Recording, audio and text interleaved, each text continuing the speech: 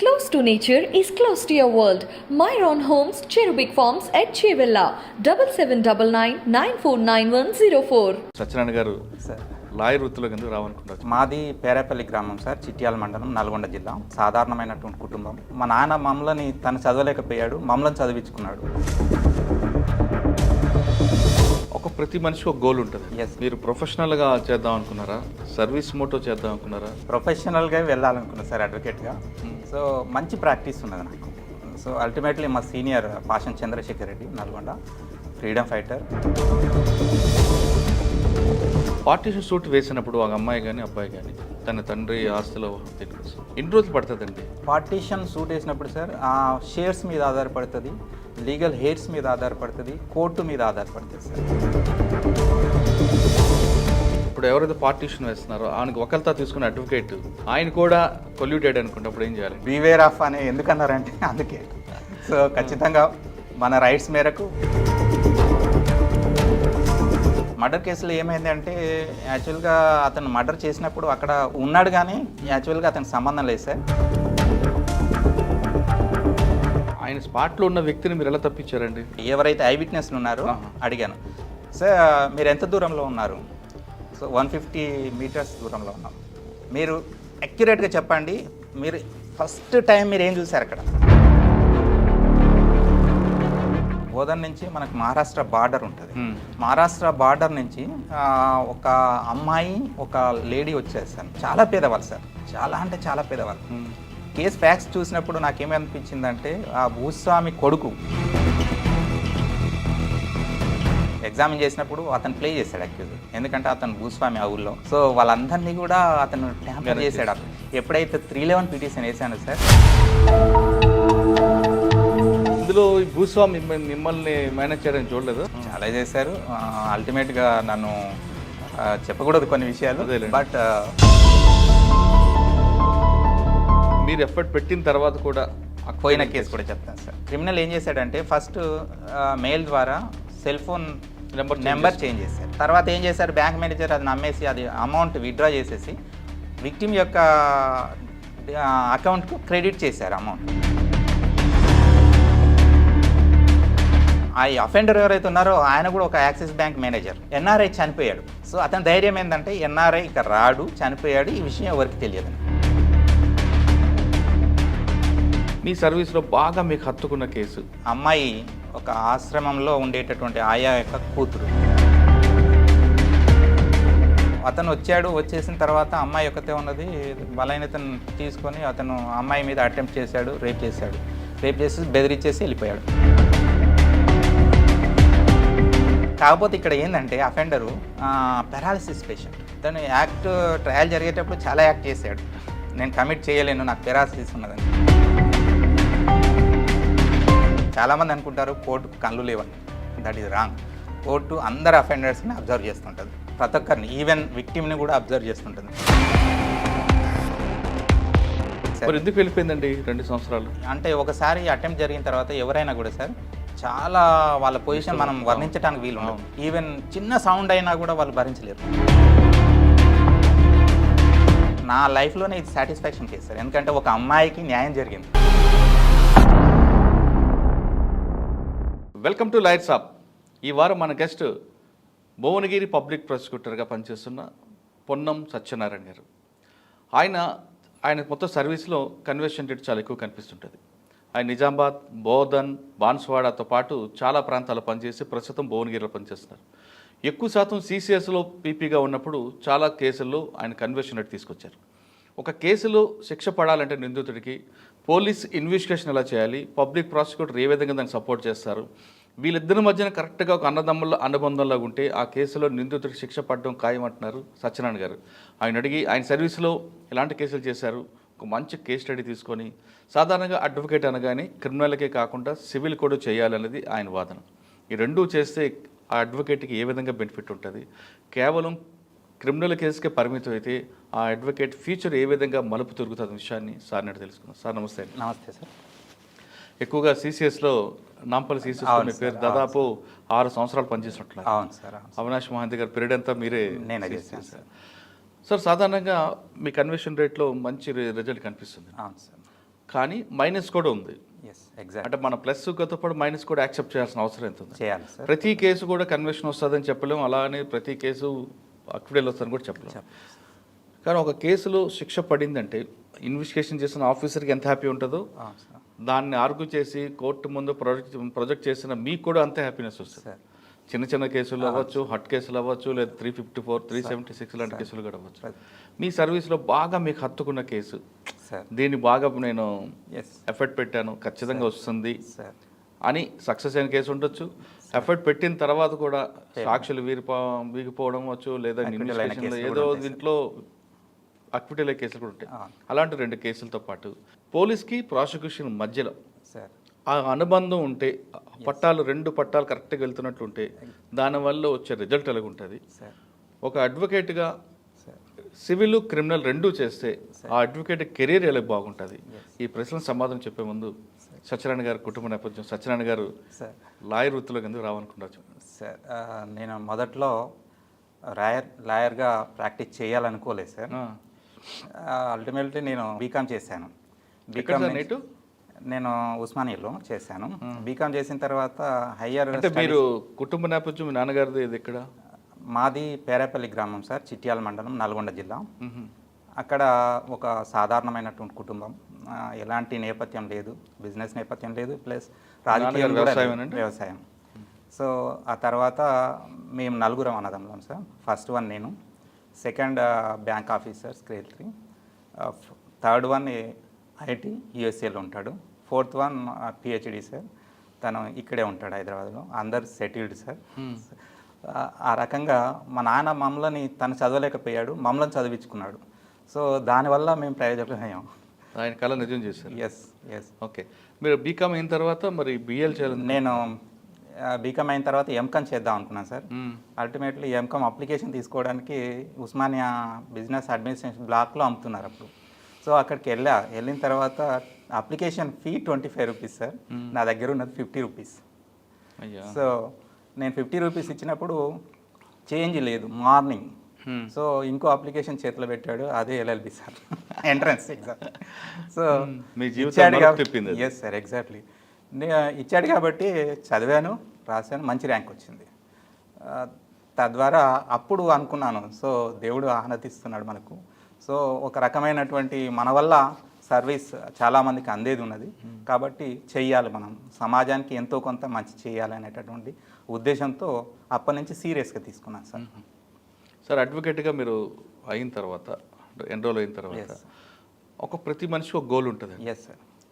మీరు ప్రొఫెషనల్గా చేద్దాం అనుకున్నారా, సర్వీస్ మోటో చేద్దాం అనుకున్నారా, లేదు కమర్షియల్గా సార్? తిప్పుదాం అనుకున్నారా? ప్రొఫెషనల్గా వెళ్ళాలనుకున్నాను సార్ అడ్వకేట్గా. సో మంచి ప్రాక్టీస్ ఉన్నది నాకు. సో అల్టిమేట్లీ మా సీనియర్ పాషన్ చంద్రశేఖర్ రెడ్డి, నల్గొండ, ఫ్రీడమ్ ఫైటర్, మంచి ఆఫీస్ దొరికింది నాకు అదృష్టం కొద్దీ. సో సార్ నాకు డ్రాఫ్టింగ్ ఇచ్చేవాడు, నేనే టైప్ చేసేవాడిని, నేనే ప్రజెంట్ చేసేవాడిని కోర్టు ముందర. సో ఆ ఫ్రీడమ్ ఉన్నది కాబట్టి డ్రాఫ్టింగ్లో మంచి నైపుణ్యత వచ్చేసింది నాకు. సో దానివల్ల ప్రజెంటేషన్ అనేటటువంటి వెరీ ఈజీ అవుతుంది సార్ కోర్టు ముందర. సార్, సీనియర్ దగ్గర మీరు డ్రాఫ్టింగ్ నేర్చుకున్నారు కదా సార్, మీకు బాగా గుర్తుండిపోయిన ఒక కేసు చెప్పండి. First case specific performance suit వేసాను సార్.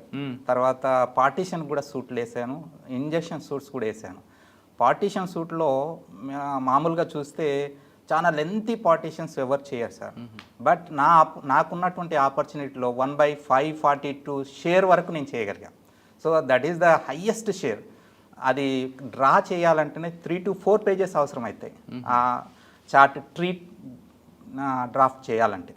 సో అంతవరకు వేయగలిగాను నేను. సార్, సాధారణంగా పార్టీషన్ సూట్ మీరు అన్నట్లు 1/4 వరకు వెళ్ళానంటున్నారు కదా. పార్టీషన్ సూట్ వేసినప్పుడు ఒక అమ్మాయి కానీ అబ్బాయి కానీ తన తండ్రి ఆస్తులో దీనికోసం ఎన్ని రోజులు పడుతుందండి? పార్టీషన్ సూట్ వేసినప్పుడు సార్ ఆ షేర్స్ మీద ఆధారపడుతుంది, లీగల్ హెయిర్స్ మీద ఆధారపడుతుంది, కోర్టు మీద ఆధారపడుతుంది సార్. ఎందుకంటే వేసిన తర్వాత ముందు అవతల పార్టీకి సమాన్స్ ఇష్యూ చేస్తారు. సమాన్స్ ఇష్యూ చేస్తే సమాన్లు ఇవ్వడం కూడా డిలే అవుతున్నప్పుడు ఏం చేయాలి సార్? పార్టీస్ మీద ఆధారపడుతున్నాయి అనేది అందుకే. ఎందుకంటే పార్టీస్ ఒకే దగ్గర ఉండరు సార్, వివిధ ప్రాంతాల్లో సెటిల్ అయి ఉంటారు. సమన్స్ సర్వ్ చేయడం అనేటటువంటిది మనకు ఇప్పుడు 2 విధాలా ఉన్నది. కోర్టు ద్వారా ఉంటుంది, ఆ తర్వాత త్రూ ఆర్పి రిజిస్టర్డ్ పోస్ట్ ద్వారా కూడా పంపొచ్చు.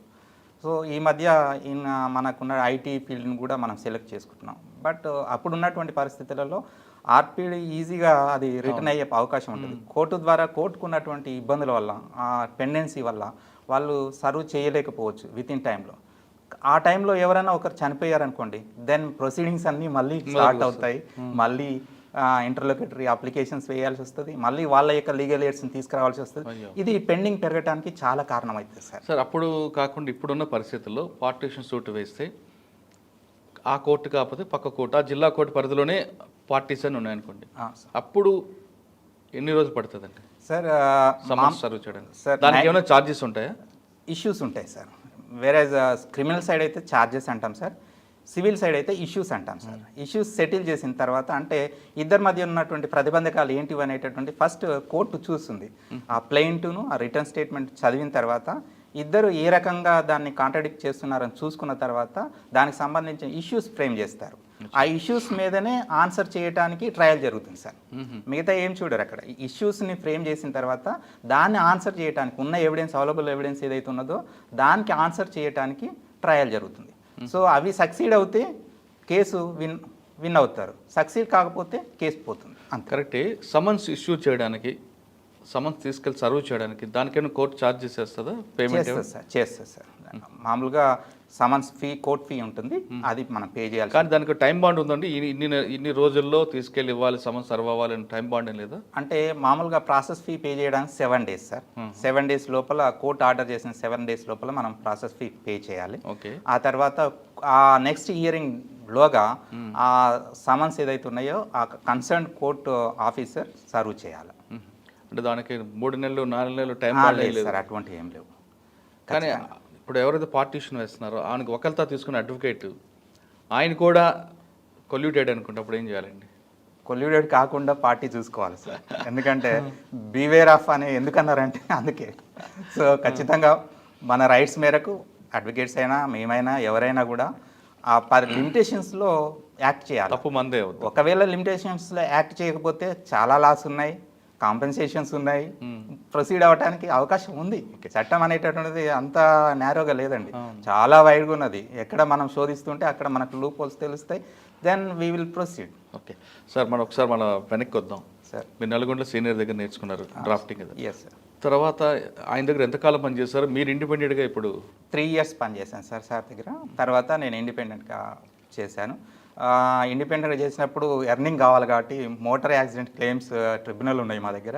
సో ఎంవీ యాక్ట్ కింద నేను ఫైల్ చేయడం జరిగింది. సాధారణంగా సార్ సీనియర్స్ ప్రతి జూనియర్ని కూడా ఎస్ ఒక జడ్జిమెంట్ కాపీని చదివించడం, నైట్ 10th వరకు కూర్చోపెట్టి సెక్షన్స్ చూడించడం, బుక్స్ ఆ ట్రెండ్స్ నుంచి మీరు బయటకు వచ్చారు.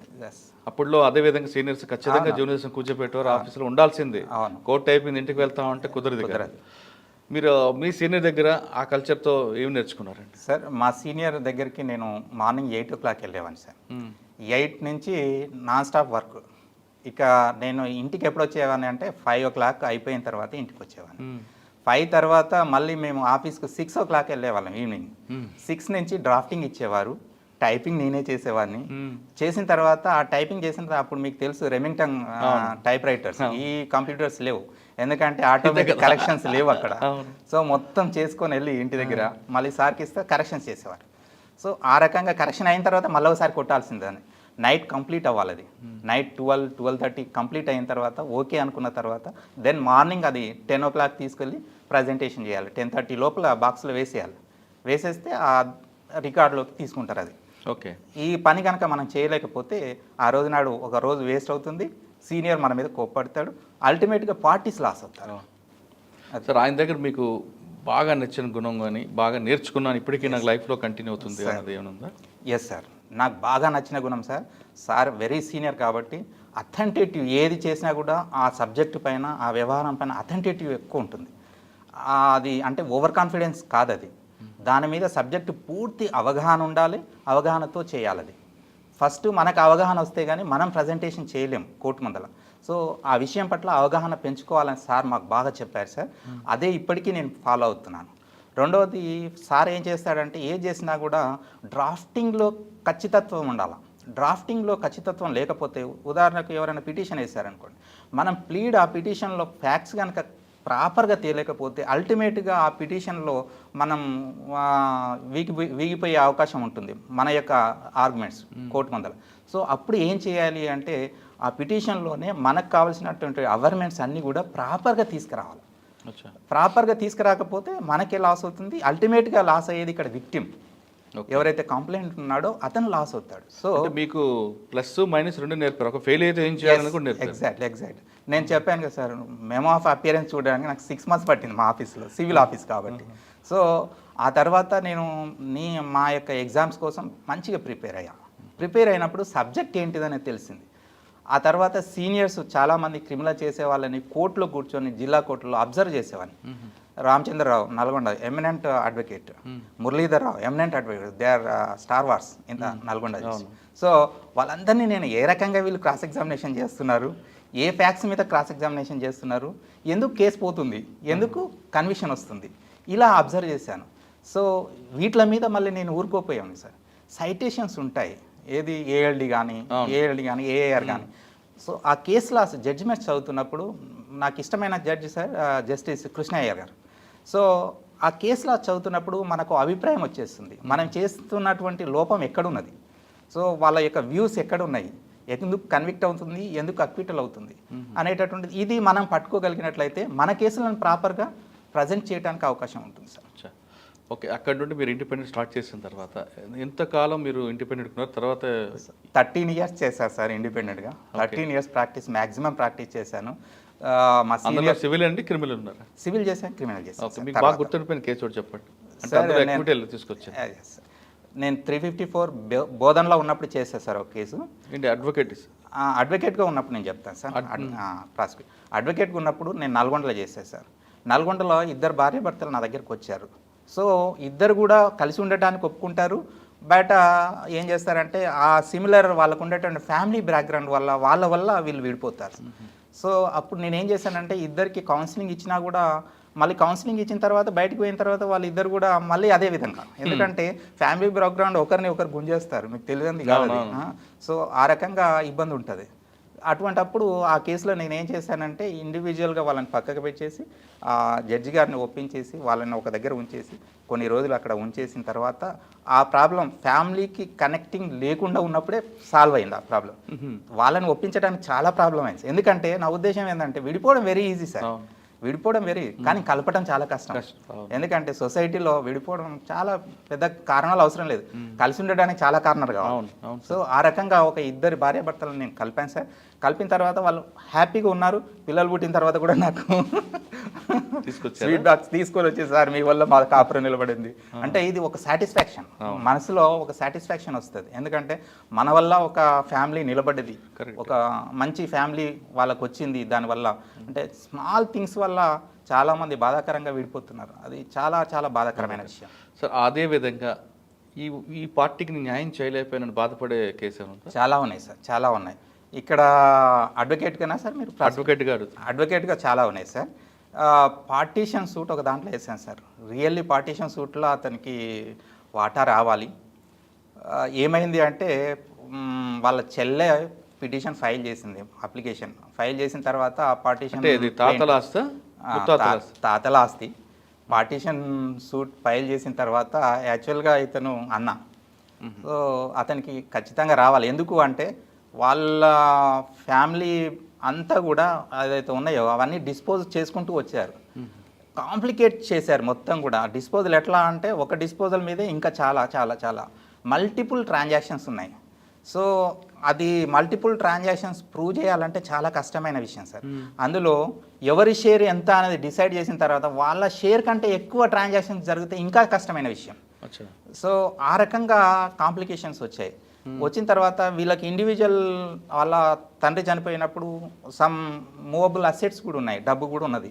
సో అవి పార్టీషన్ చేసుకున్నారు. అవన్నీ కూడా ఏ దానికి రిటర్న్ డాక్యుమెంట్స్ లేవు అక్కడ. So only documents is ROR అంటే అప్పుడు ఉన్నటువంటి తహసీల్దార్ ఇచ్చినటువంటి డాక్యుమెంట్స్ మాత్రమే వాటి మీద ఫైల్ చేశాం. సో అల్టిమేట్గా ఏంటంటే ఆవిడ సక్సీడ్ అయింది అందులో. దేనికోసం అంటే ఆవిడకున్నటువంటి వాల్యూ ఏదైతే ఉన్నదో ఆవిడ అమ్ముకోలేదు.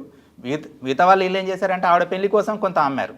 సో అమ్మింది ఇతను కాబట్టి ఈయన షేర్లో పడింది అది. అయ్యో సో అల్టిమేట్గా ఈ లాస్ దట్ ప్రాపర్టీ. బాధపడ్డాడు ఆయన. చాలా బాధపడ్డాడు. చేసిన తప్పెక్కడ అనేది తెలిసిపోయింది అతనికి. వచ్చా అదేవిధంగా కేవలం మంచి ఇంకో కేసు ఉందండి, క్రిమినల్ కేసులలో చాలా చేశాను సార్. నేను క్రిమినల్ కేసులలో ఒక మర్డర్ కేసు చేశాను సార్. మర్డర్ కేసులో నల్గొండ. ఓకే. మర్డర్ కేసులో చేశాను.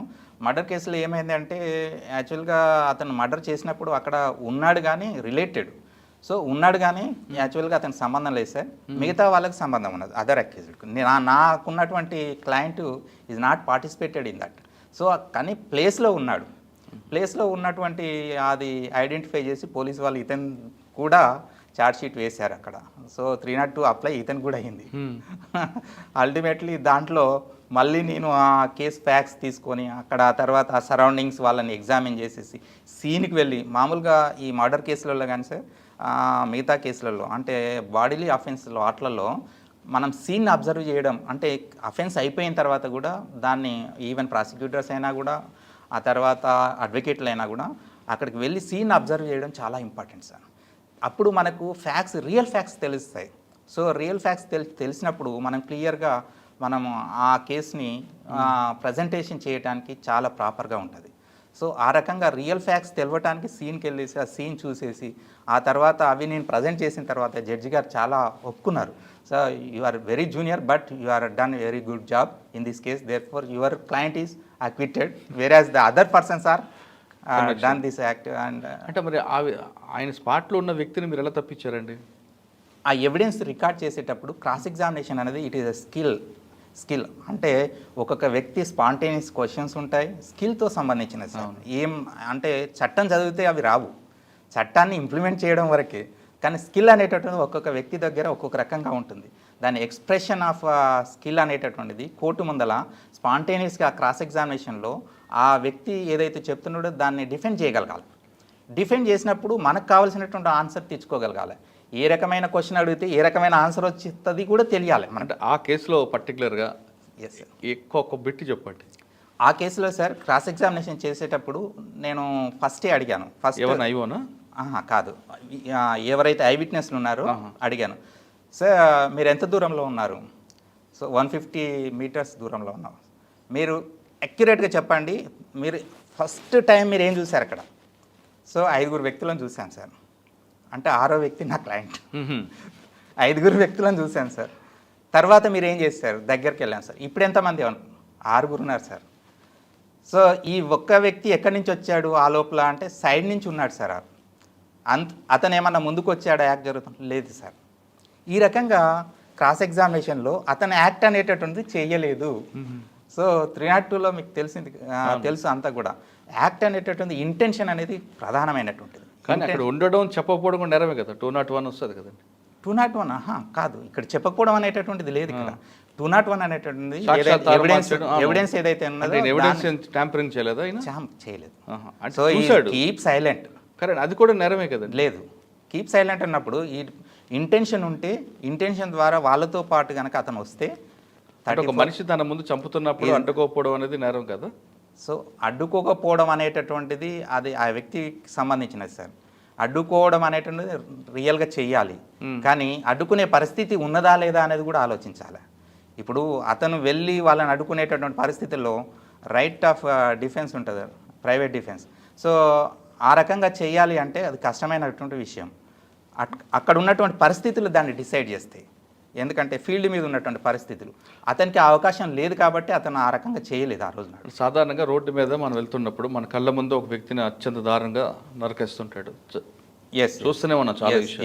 హైదరాబాద్లో పర్టికులర్గా. అవును. ఆ సమయంలో ఆయన ఎవరో చంపినవాడో మనకు తెలియదు, చనిపోతున్న వ్యక్తి కూడా మనకు తెలియదు, కానీ మనం అడ్డుకోవడానికి ప్రయత్నం చేస్తే మన మీద కూడా అటాక్ అయ్యే అవకాశం. అటువంటి సమయంలో మనం దూరం ఉండి రక్షించడానికి ప్రయత్నం చేస్తాం, లేదా సరే ఇక్కడ ఏదో జరుగుతుందని ఇన్ఫర్మేషన్ ఇస్తాం, లేదు అనుకుంటే కాపాడడానికి ఆ చనిపోయిన వ్యక్తికో లేదా కొన ఊపురుతున్న వ్యక్తికి హాస్పిటల్ ప్రయత్నం చేస్తాం. అక్కడి వరకు మీరు అన్నది బాగానే వస్తుంది. కానీ చంపిన 5 వ్యక్తులు ఒక క్లయింట్ మీవాడే కాబట్టి ఆయన ఆపే వ్యక్తుల్లో చనిపోతున్న వ్యక్తి ఆయనకు తెలుసు, చంపిన వ్యక్తులు కూడా ఆయనకు తెలుసు కాబట్టి అడ్డుకోవడం అనేది తెలియడం వల్ల తప్పేం జరగదు సార్. వ్యక్తులు తెలియవచ్చు, కానీ కానీ అడ్డుకోకపోవడం నేరం కాదు. కాన్స్పరసీలో ఉన్నాడా, ఆయనకి ఏమైనా ఇంటెన్షన్ ఉన్నదా అనేటటువంటిది ప్రధానమైనది. కాన్స్పరెన్సీలో లేడు, అతనికి సంబంధం లేదు యాక్చువల్గా.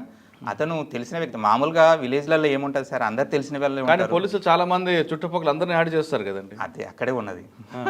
ఇన్వెస్టిగేషన్ అనేది ప్రాపర్గా చేసినప్పుడు ఇలాంటివన్నీ వాళ్ళు చేయగలుగుతారు సార్. ప్రాపర్ ఇన్వెస్టిగేషన్ అని అందుకనే కోర్టులో, హైకోర్టు, అపెక్స్ కోర్టు కూడా, సుప్రీం కోర్టు కూడా చెప్తుంది ఏంటంటే, ఛార్జ్ షీట్ వేసినప్పుడు, కలెక్షన్ ఆఫ్ ఎవిడెన్స్ చేసినప్పుడు ప్రాపర్గా ఉండేటటువంటి విధంగా చూసుకోండి అని చెప్తుంది. ఎందుకు అంటే దానివల్ల ప్రాపర్గా లేనప్పుడు కేసులు చాలా వరకు వీగిపోతాయి. అదే ప్రధాన ముద్ద తప్పించుకుంటాడు కదా, తప్పించుకుంటాడు. ఆ స్కోప్ మనం ఇవ్వకుండా చేయాలి. ఇవ్వకుండా చేసినప్పుడు అప్పుడు నిజంగా రిజల్ట్ అనేది పర్ఫెక్ట్గా ఉంటుంది, పాజిటివ్గా వస్తుంది. కానీ మీ క్లయింట్ ఆ రోజు ఫుల్ హ్యాపీయా? నేను కూడా హ్యాపీ. ఎందుకంటే ఒక అమాయకుడికి శిక్ష పడినప్పుడు నిజంగా మనం ఒక కేసును తీసుకుని టేకప్ చేసినప్పుడు మన వల్ల అప్పటికి ఆయనకి జరగాల్సిన నష్టం జరుగుంటుంది కదండి. చాలా జరిగింది సార్. ఎందుకంటే ఈ సఫర్డ్ 4 years ఈ సఫర్డ్. అంతే అతను అడ్వకేట్ ఫీజు పెట్టుకున్నాడు, జైలుకి వెళ్ళి ఉంటాడు. ఎందుకంటే జైలుగా 2 months అతను జైల్లో ఉన్నాడు. బెయిల్ రాలేదు అతను 2 months. ఎందుకంటే ప్రధానమైనటువంటి అడ్వకేట్ ఎవరైతే ఉన్నారో వాళ్ళకు ఎవిడెన్స్ ఉన్నది. సో వాళ్ళకి ఎవిడెన్స్ ఉన్నది కాబట్టి అల్టిమేట్గా రెడ్ విత్ 34 కట్టే ఇతను కూడా ఉన్నది. అదే. సో దాన్ని కన్సిడర్ చేస్తూ 2 months దాకా అతనికి బెయిల్ రాలేదు ఆ రోజు. సార్ తర్వాత ఇంకేం గుర్తున్న కేసు ఉందా? ఆ తర్వాత కాంపెన్సేషన్లోకి వెళ్ళిపోయాలి సార్ నేను, మ్యాక్లోకి. ఆ తర్వాత ఎందుకంటే అప్పట్లో ఉన్నటువంటి మ్యాక్ కేసులు మీకు తెలియంది కాదు. రోడ్ యాక్సిడెంట్, మాకు హైవే ఉంది, సో నేషనల్ హైవే విజయవాడది. So motor accident cases, MAC cases చాలా ఉంటాయి ఇక్కడ. సో సాధారణంగా అంటే మీరు అని కోట్ చేయాలి కానీ సార్, నాకు తెలిసి ఎంబీ యాక్ట్లో జరుగుతున్నప్పుడు రోడ్డు మీద యాక్సిడెంట్ జరిగితే సార్ ఆ బాధితుడి కుటుంబం చనిపోయిన వ్యక్తి గురించి ఆలోచిస్తూ వాళ్ళ బాధల్లో ఉంటాయి. కొంతమంది అడ్వకేట్స్ వచ్చి మేము ఇన్సూరెన్స్ ఇప్పిస్తాం, 5 లక్షలు ఇస్తాం, 10 లక్షలు ఇస్తాం, 10,000, 5,000 పెట్టి సంతకాలు పెట్టించుకుంటారు సార్. అది ఎంతవరకు కరెక్ట్ అంటారు సార్? ఇప్పుడు ఆ పరిస్థితి లేదు సార్, ఇంతకుముందు ఉండే సార్. కానీ నా కేసులన్నీ నేను అట్లా చేయలేదు. మీరు కాదు సార్, అందుకే మిగతా వాళ్ళు చేశారు, ట్రూ ఫ్యాక్ట్. మిగతా వాళ్ళు అలాంటి ప్రాక్టీస్ ఉన్నది, తను కాదనలేం. సో అంటే ఆ విధంగా చేయడం వల్ల ఎవరికి నష్టం అండి? తప్పు. అల్టిమేట్గా అది విక్టిమ్కి లాస్, సొసైటీకి లాస్. విక్టిమ్ ఏ రకంగా లాస్ అంటే, ఇప్పుడు కొన్ని అమౌంట్స్ ఇస్తారు సార్, దాని మీద అమౌంట్స్ అనేటువంటిది ఇప్పుడు కోర్టుకు సంబంధం లేదు సార్. అది ఆ అమౌంట్స్ అనేటటువంటి మళ్ళీ రాబట్టుకోవడానికి, దాని మీద వాళ్ళు పెట్టిన అమౌంట్కు మళ్ళీ ఎక్స్ట్రా రాబట్టుకోవడానికి, ఈ రకంగా టాక్టిక్స్ కొంతమంది ఏజెంట్స్ ప్లే చేస్తుంటారు. సో అవన్నీ రియల్ విక్టిమ్కు, ఆ కుటుంబానికి ఇవన్నీ తెలియవు. అల్టిమేట్గా ఆ మాయాచక్రంలో వాళ్ళు పడిపోయి పడకుండా ఉండాలంటే మీరు ఇచ్చే మంచి మెసేజ్ చెప్పండి. అంటే ఎవరికైనా జరిగితే సర్టిఫికేట్ రాగానే సంతకాలు పెట్టాలా? ఎవ్వరికి పెట్టకూడదు సార్. ఇన్సూరెన్స్ ఎలా అప్లై చేయాలి? ఇన్సూరెన్స్ ఏదైనా ఉన్నట్లయితే డాక్యుమెంట్స్ మొదలు కలెక్ట్ చేసుకోండి. కలెక్ట్ చేసుకున్న తర్వాత డైరెక్ట్గా మీరు ఇన్సూరెన్స్ వాళ్ళని అప్రోచ్ అవ్వండి. ఇన్సూరెన్స్ వాళ్ళని అప్రోచ్ అయినప్పుడు ఇన్సూరెన్స్ వాళ్ళు తప్పనిసరిగా ఏం చేస్తారంటే దాన్ని పర్స్యూ చేస్తారు. మీరు కోర్టుకే వెళ్ళాల్సిన అవసరం లేదు. ఇన్సూరెన్స్ వాళ్ళు ఆ ఏదైతే ఉన్నదో దాన్ని పర్స్యూ చేస్తారు. పర్స్యూ చేసిన తర్వాత వాళ్ళ క్లెయిమ్ ఎంత వస్తుంది ఇవన్నీ కూడా మనకి క్లియర్గా చెప్తారు. చెప్పిన తర్వాత ఆ క్లెయిమ్ని డైరెక్ట్గా మనం క్లెయిమ్ చేసుకోవచ్చు. ఆ రకంగా వాళ్ళు ఒకవేళ అక్కడ మనం ఫెయిల్ అయినట్లయితే ఎవరైనా మంచి అడ్వకేట్ని చూసుకొని వాళ్ళకి గనక ఆ కేసును అప్పగించినట్లయితే ఖచ్చితంగా మనకు ప్రయోజనం జరిగే విధంగా వాళ్ళు చేయగలుగుతారు. ఓకే సార్, రోడ్డు మీద గుర్తు తెలియని వాహనం ఢీ కొట్టి ఒక వ్యక్తి చనిపోతాడు. ఆ వ్యక్తికి ఇన్సూరెన్స్ లేదు, వాహనం దొరకదు, మరి అటువంటి వ్యక్తులు ఏం చేయాలి? ఇవన్నీ కూడా మీకు తెలుసు, అది భారత ప్రభుత్వం ఇన్సూరెన్స్ చేస్తుంది ప్రతి ఒక్కరికి. సో 50,000 వరకు ఇస్తుంటారు. సో డిస్ట్రిక్ట్ కలెక్టర్కి మనం అప్లై చేసుకోవాలి. ఓకే, ఒక అప్లికేషన్. ఒకవేళ చనిపోయిన వ్యక్తికి ఇన్సూరెన్స్ లేదండి, గుద్దిన వాహనానికి ఇన్సూరెన్స్ ఉంది, వాహనం దొరికింది, ఆ వాహనం దొరికింది అనుకోండి, అంటే మీరు క్లారిటీ ఉంది. వెహికల్ మీద పోతున్న వ్యక్తి, వెహికల్ మీద వస్తున్న వ్యక్తి, ఒక వెహికల్ రోడ్డు మీద వెళ్తున్న నడుచుకున్న వ్యక్తికి ఢీ కొట్టడం వల్ల ఆయన చనిపోతారు. చనిపోయిన వ్యక్తికి ఇన్సూరెన్స్ లేదు, కానీ వెహికల్కి ఇన్సూరెన్స్ ఉంది. సో వాళ్ళు ఏ విధంగా అప్లై చేయాలి? ఇప్పుడు 2 విధాలు ఉంటుంది సార్. తన వెహికల్కి ఇన్సూరెన్స్ లేదు కాబట్టి ప్రాపర్గా అతను రోడ్డు మీద ఎక్కేటప్పుడు తగినటువంటి చర్యలు తీసుకోలేదు. సో అది ఫ్యాటల్ టు ద కేస్. రెండోది, అదర్ సైడ్ వెహికల్కి ఇన్సూరెన్స్ ఉన్నది కాబట్టి నిజంగా అదే క్రైమ్ వెహికల్ అయితే మనం పోట్లాడవచ్చు ఇన్సూరెన్స్తో. కానీ అది వెరీ వీకే. ఎందుకంటే ప్రాపర్గా మనం అన్ని జాగ్రత్తలు తీసుకున్న తర్వాతనే రోడ్ ఎక్కాలి. కరెక్టే, మనకు వెహికల్ లేదండి, నడుచుకుంటూ వస్తే ప్రాపర్గా ఎదురుగా ఏదైతే క్రైమ్ వెహికల్ ఉన్నదో they are the responsible. Owner cum insurance, ఇద్దరు కూడా ఎంత వస్తాయండి జనరల్గా? అంటే ఏజ్ని బట్టి క్యాలిక్యులేషన్ ఓకే సార్. మన ఎర్నింగ్ ఏజ్ ఈ రెండు కూడా కౌంట్లోకి తీసుకొని క్యాలిక్యులేషన్ చేసుకొని ఇస్తారు. ఇప్పుడు ఆ వెహికల్కి గుద్దిన వెహికల్కి ఇన్సూరెన్స్ ల్యాప్స్ అయిపోయినా లేదా థర్డ్ పార్టీ ఇన్సూరెన్స్ ఉందనుకోండి, థర్డ్ పార్టీ ఉంటే అల్టిమేట్గా insurance company is liable. But insurance లేదనుకుంటే జనరల్ ఓనర్ ఎవరైతే ఉన్నారో he has to pay all the compensation amount. Is responsible for all the compensation amount. Sir Nalgonda జిల్లాలో highway మీద చాలా రెగ్యులర్గా ఇప్పుడు తగ్గింది, ఒకప్పుడు భయంకరంగా ఉండేవి. అవును అవును. అటువంటి సంఘటనలో మీకు బాగా మనసుకు గుర్తుండిపోయిన సంఘటన చెప్తాను ఇక్కడ మనం చూస్తుంటాం. చెప్తాను సార్. రోడ్డు మీద ఏడుస్తుంటారు పిల్లలు. చెప్తాను సార్. ఒక కేసు ఉన్నది సార్, నార్కట్పల్లి దగ్గర యాక్సిడెంట్ అయింది సార్. యాక్సిడెంట్ అయిన తర్వాత నాకు ఫోన్ చేశారు. ఆ అబ్బాయి ఎవరైతే ఉన్నారో కొడుకు నాకు తెలిసిన వ్యక్తి. సో ఫోన్ చేశారు, సార్ ఇట్లా మమ్మీ యాక్సిడెంట్లో పోయింది, ఇట్లా యాక్సిడెంట్ అయింది, మీరు వస్తారా అంటే ఎందుకు అంటే ఇట్లా పోలీస్ స్టేషన్లో కొంచెం మాట్లాడాలి కదా. నేను అన్నాను పోలీస్ స్టేషన్ ప్రాక్టీస్ నాకు సంబంధం లేదు, ఎందుకంటే నేను కాకపోతే మీకు ఎట్లా ప్రొసీడ్ అవ్వాలో నేను చెప్పగలుగుతా అంటే, లేదు సార్ మీరు పోలీస్ స్టేషన్ లోపలికి రావాల్సిన అవసరం లేదు, జస్ట్ మీరు వస్తే కనుక మాకు ధైర్యంగా ఉంటుంది. అంటే అప్లికేషన్ ఎట్లా రాయడం, ఎట్లా ప్రజెంట్ చేయడం, అంటే రేపటి నాడు ఇబ్బందులు పడకుండా ఉంటుంది కదా. దెన్ నేను వెళ్ళాను. వెళ్ళిన తర్వాత పోలీస్ స్టేషన్ బస్ స్టాండ్లో ఉన్నది, బస్ స్టాండ్లో అవన్నీ కూడా ప్రాపర్గా అది ఎగ్జిక్యూట్ చేసేసి వాళ్ళకి ఇచ్చాను. వెళ్ళి ఊరు అవతల ఉంటుంది పోలీస్ స్టేషన్ నార్కపల్లిలో. సో అవుట్స్కర్ట్స్లో వెళ్ళి వాళ్ళు పోలీసులు లాడ్ చేశారు. లాడ్ చేసిన తర్వాత మంచి కాంపెన్సేషన్ వచ్చింది. ఇంకోటి సార్, అది ఆర్టీసీ డ్రైవర్ సేమ్ మా పేరేపల్లి అతనే పోయాడు, ఆర్టీసీ డ్రైవర్. దాంట్లో 11 lakhs చిల్లర వచ్చింది సార్. 11 lakhs చిల్లర వచ్చింది విత్ ఇంట్రెస్ట్. టోటల్ 16 lakhs వచ్చింది అందులో కాంపెన్సేషన్. Very good compensation. వాళ్ళు హ్యాపీ ఫీల్ చాలా, ఎందుకంటే 2 పిల్లలు సార్ అతను. ఆ అమ్మాయిలు బీటెక్ చేశారు, మంచి ప్రయోజకులు అయ్యారు ఇప్పుడు.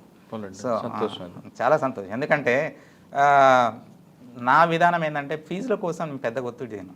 ఎవరైనా నా దగ్గరకు వచ్చేసి ఈవెన్ ఫీజులు ఇవ్వని వాళ్ళు కూడా ఎవరైనా వచ్చేసి నా దగ్గర చేయమంటే అందులో కనుక మంచితనం ఉన్నదంటే వాళ్ళ వైపు న్యాయం ఉన్నట్లయితే ఖచ్చితంగా నేను వేసేవాడిని. సో ఆ రకంగా నా సొంత డబ్బులు పెట్టుకొని చేసేవాడిని. సో అందుకని సర్వీస్లోకి రావడానికి కారణం, ఎందుకంటే అడ్వకేట్గా మాకు చాలా కేసులు ఉన్నాయి, బట్ గెయిన్ చేయలేకపోయా, నేను ఫీజులు వసూలు చేయలేకపోయా. దట్ ఈస్ ద ఆర్ట్, మీకు కూడా తెలుసు. ఫీజులు వసూలు చేయలేకపోయేవాడిని. చాలా మంది ఇవ్వరండి, కరెక్టే. అందరు అనేవాళ్ళు ఇన్ని కేసులు ఉన్నాయరా, ఏంటిరా, ఏం సంపాదించారండి. వాడు ముందే మీకు చెప్పడం మాత్రం చెప్తాడు, ఎంతైనా పర్వాలేదు సార్ వాదించండి, ఏ కోర్టుకు వెళ్తామంటే పని అయిపోయిన తర్వాత మీ మొక్కం కూడా చూడరు. Yes, exactly. సో ఆ రకంగా ఇంకా అది మనకు పనికిరాదు, ఎందుకంటే చెప్పని క్లయింట్లు ఉంటారు. Yes, exactly. ఆ స్కిల్ మన దగ్గర లేదు కాబట్టి వేరే. కానీ కొంతమంది ముందే ఇటువంటి వాళ్ళని చూసి వాళ్ళు ముందే డబ్బులు వసూలు చేసి పెట్టుకుంటారు.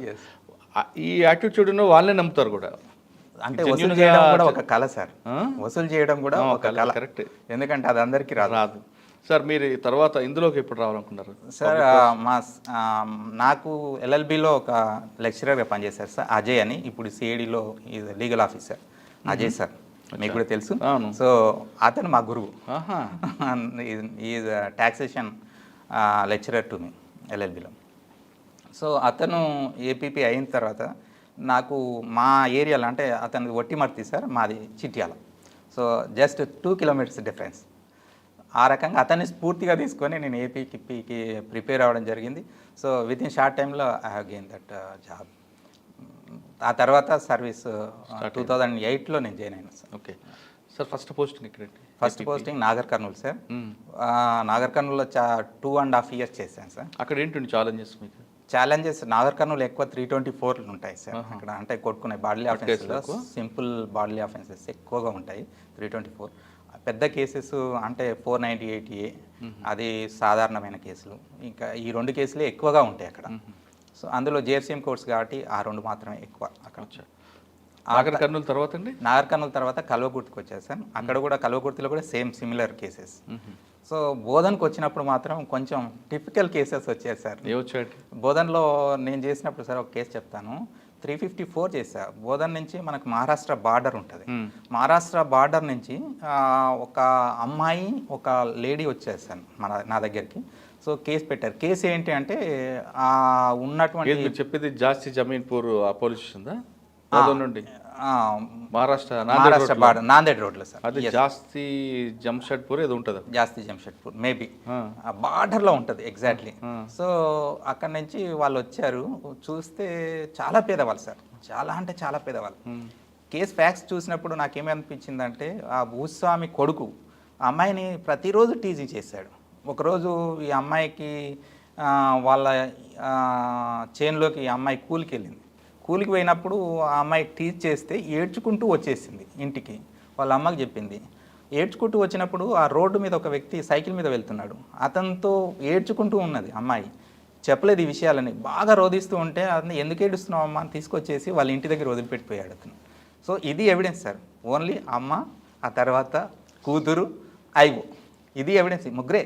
సైకిల్ అని కూడా పెట్టలేదు, అల్టిమేట్గా పెట్టలేదు, ఎవరిని పెట్టలేదు. So when I gone through the evidence of the victim, ఆ అమ్మాయి ఎవిడెన్స్ చూసినప్పుడు అక్కడ 4 వ్యక్తులు కనపడ్డారు నాకు ఎవిడెన్స్లో.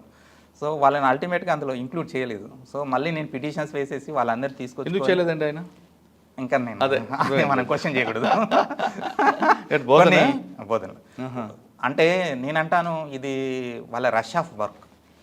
అంటే వాళ్ళకు చాలా రష్ ఆఫ్ వర్క్ అనే ఒక స్మూత్ వర్డ్ వాడదులేండి సార్, ఇంకా చాలా ఉంటుంది వెనుక. అయితే అల్టిమేట్గా అంటే కొన్ని సార్ మనం ప్రాసిక్యూటర్గా మన స్కిల్ని ఉపయోగించేసి అవన్నిటిని ఓవర్కమ్ కావచ్చు సార్. సార్ మీరు పిటిషన్ వేసి మళ్ళీ ఒకసారి రీఇన్వెస్టిగేషన్ లాగా చేయించుకోండి. రీఇన్వెస్టిగేషన్ సార్, ఫర్దర్ ఇన్వెస్టిగేషన్ ఇస్తూ వాళ్ళు యాడ్ చేయమన్నప్పుడు మరి ఐవో ఫీల్ అవ్వలేదా? ఐవో ఫీల్ ఆయనకు సంబంధం లేదు సార్. పాత ఐవో అక్కడి నుంచి ట్రాన్స్ఫర్ అయ్యి వెళ్ళిపోయారు, అతను లేడు అప్పటికి. సో నేను 311 CRPC కింద రీకాల్ పిటిషన్స్ వేసేసి కాలింగ్ చేసేసి ఆ విట్నెస్ని డైరెక్ట్గా ఎగ్జామిన్ చేసినప్పుడు అతను ప్లే చేశాడు అక్యూజ్డ్. ఎందుకంటే అతను భూస్వామి ఆ ఊళ్ళో కొడుకు, ఒక్కగానొక్క కొడుకు. సో వాళ్ళందరినీ కూడా అతను ట్యాంపర్ చేశాడు. అప్పుడు ఎప్పుడైతే 311 పిటిషన్ వేసాను సార్, అదర్ సైడ్ అడ్వకేట్కి తెలిసిపోతుంది. ఎందుకంటే కాపీ ఇవ్వాలి, మనం నోటీస్ ఇవ్వాలి. నోటీస్ ఇవ్వగానే అతనికి తెలిసిపోయిన తర్వాత immediately he will call to the accused, వాళ్ళ ఫాదర్ని కూడా, ఇలా ఉన్నది మీరు ఏం చేస్తారో తెలియదు, సో వాళ్ళని రాకుండా చేయండి. They are played very well. So నేనేం చేశాను, అంతకుముందే ఆ ఐఓ ఏదైతే ఎస్ఐ గారు ఉన్నారో పిలిపించుకొని ఎట్టి పరిస్థితుల్లో వీళ్ళు 4 రావాలి నాకు. వాళ్ళు ఏం చెప్పినా ఏం లేదు, కోర్టు ముందు బాధ ఏం లేదు, కానీ కోర్టు ముందరికి ఆ 4 రావాలి. సో వాళ్ళు ప్లే చేశారు. ఏం చెప్పొద్దు, మీరు నోరు విప్పొద్దు, నాకేం తెలియదు అని చెప్పాలి, ఏది అడిగినా కూడా ఇదే చెప్పాలి. సో అలాగే చెప్పారు వాళ్ళు.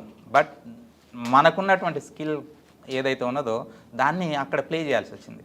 సింపుల్గా 4వ వ్యక్తి మాత్రం నాకు దొరికాడు సార్. అందులో 3 హాస్టైల్ అయ్యారు, 4వ వ్యక్తి మాత్రం చెప్పాడు. కొంచెం వీక్గా అనిపించింది. సైకాలజీ అనేది చాలా ఇంపార్టెంట్ సార్. ప్రాసిక్యూటర్గా విట్నెస్ సైకాలజీని మనం బాగా గుర్తుపట్టాలి.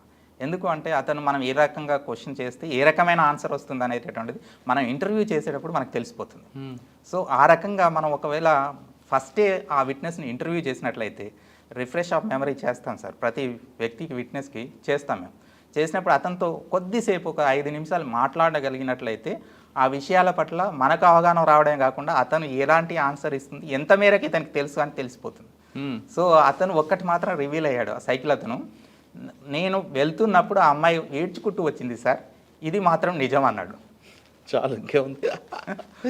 సో అంటే నువ్వేం చూడలే కదంటే నేను వేరే విషయాలు చూడలేదు సార్, బట్ అమ్మాయి ఏడ్చుకుంటూ వచ్చింది. నేను తల్లి దగ్గర తీసుకెళ్ళాను, వదిలిపెట్టాను, నాకు ఏ విషయాలు చెప్పలేదు సార్ అన్నాడు.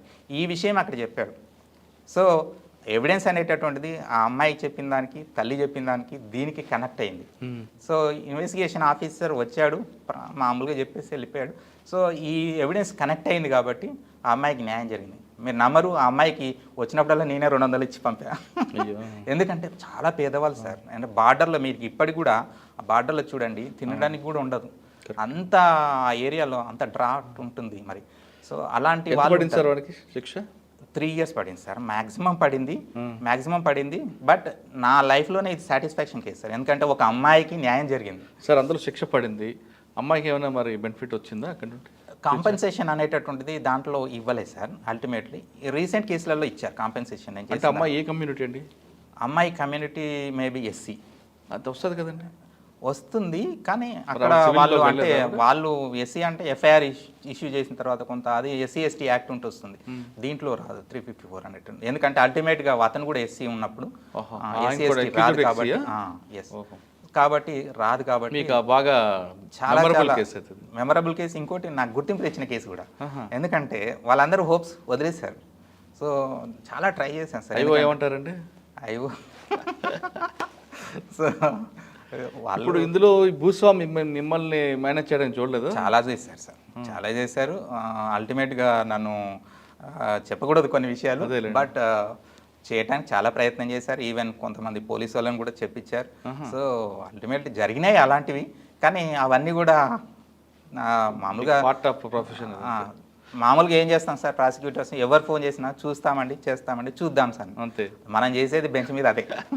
సో ఎవరిని ఏమి Okay. కేసు ఏది ఉంటే అదే ప్రొసీడ్ అవుతాం. సార్ బోధనలో ఇంకా మీకు మెమరబుల్ ఉన్నాయా? అక్కడి నుంచి బాన్స్వాడ వచ్చారా?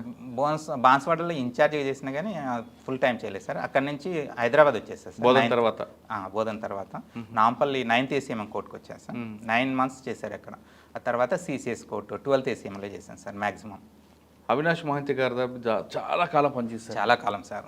సార్ ఆయన నేను కూడా 7 days. మంచి గ్రేట్ ఆఫీసర్ అండి. ఆయన ప్రతి కేసును కూడా చూస్తుంటారు. Yes, file exactly. కొన్ని సలహాలు ఇస్తారు, కొన్ని చెప్తుంటారు. Yes, yes. ఆ విధంగా ఆయన దగ్గర నాకు మీకు బాగా నచ్చిన ఒక కేసు చెప్పండి సార్. ఎస్ చెప్తాను. సారు ఎట్లాంటి వాడనే ఫస్ట్ చెప్తా సార్. సార్ ఏంటి అంటే తన లీగల్ నాలెడ్జ్ చాలా పర్ఫెక్ట్ సార్. అప్డేట్ ఉంటుంది లీగల్ నాలెడ్జ్. బట్ సార్ చూసిన వాటి కూడా నేను రిటర్న్ చేశాను సార్. సార్ చూసిన తర్వాత కూడా నో ఇది కాదు, ఇట్లా కాదు, ఇది కాదు, లా పొజిషన్ వేరే లాగా ఉన్నదని చెప్పేసి కూడా నేను పంపిన తర్వాత అతను కన్విన్స్ అయ్యాడు. సో చాలాసార్లు ఇట్లా వచ్చినప్పుడు లీగల్ ఒపీనియన్స్ అడిగేవాడు. సో సార్ దగ్గర లీగల్ ఒపీనియన్ తీసుకున్నామంటే అది పర్ఫెక్ట్గా ఉంటుంది అనేది ఒక నమ్మకానికి వచ్చేసారు తను. ఎట్లా అంటే అంత పర్ఫెక్ట్గా ఆ రకమైన ఫెయిత్ పెరగటానికి మనం కూడా కృషి చేయాలి. సో అలాంటి ఫెయిత్ అనేటటువంటిది ఆఫీసర్ పొందాలి ఆఫీసర్ నుంచి. సో ఆ రకంగా నేను కూడా సపోర్ట్ చేశాను. సపోర్ట్ చేసేసి చాలా ఇట్లా అప్పటి వరకు కన్విక్షన్ లేదు సార్. 12th ACMలో 3 yearsగా కన్విక్షన్ లేదు, తమ నమ్మకం. సో నేను వచ్చిన తర్వాత గ్రాడ్యువల్లీ కన్విక్షన్స్ పెరిగాయి. ఎందుకంటే పర్ఫెక్ట్గా చేయడం, తర్వాత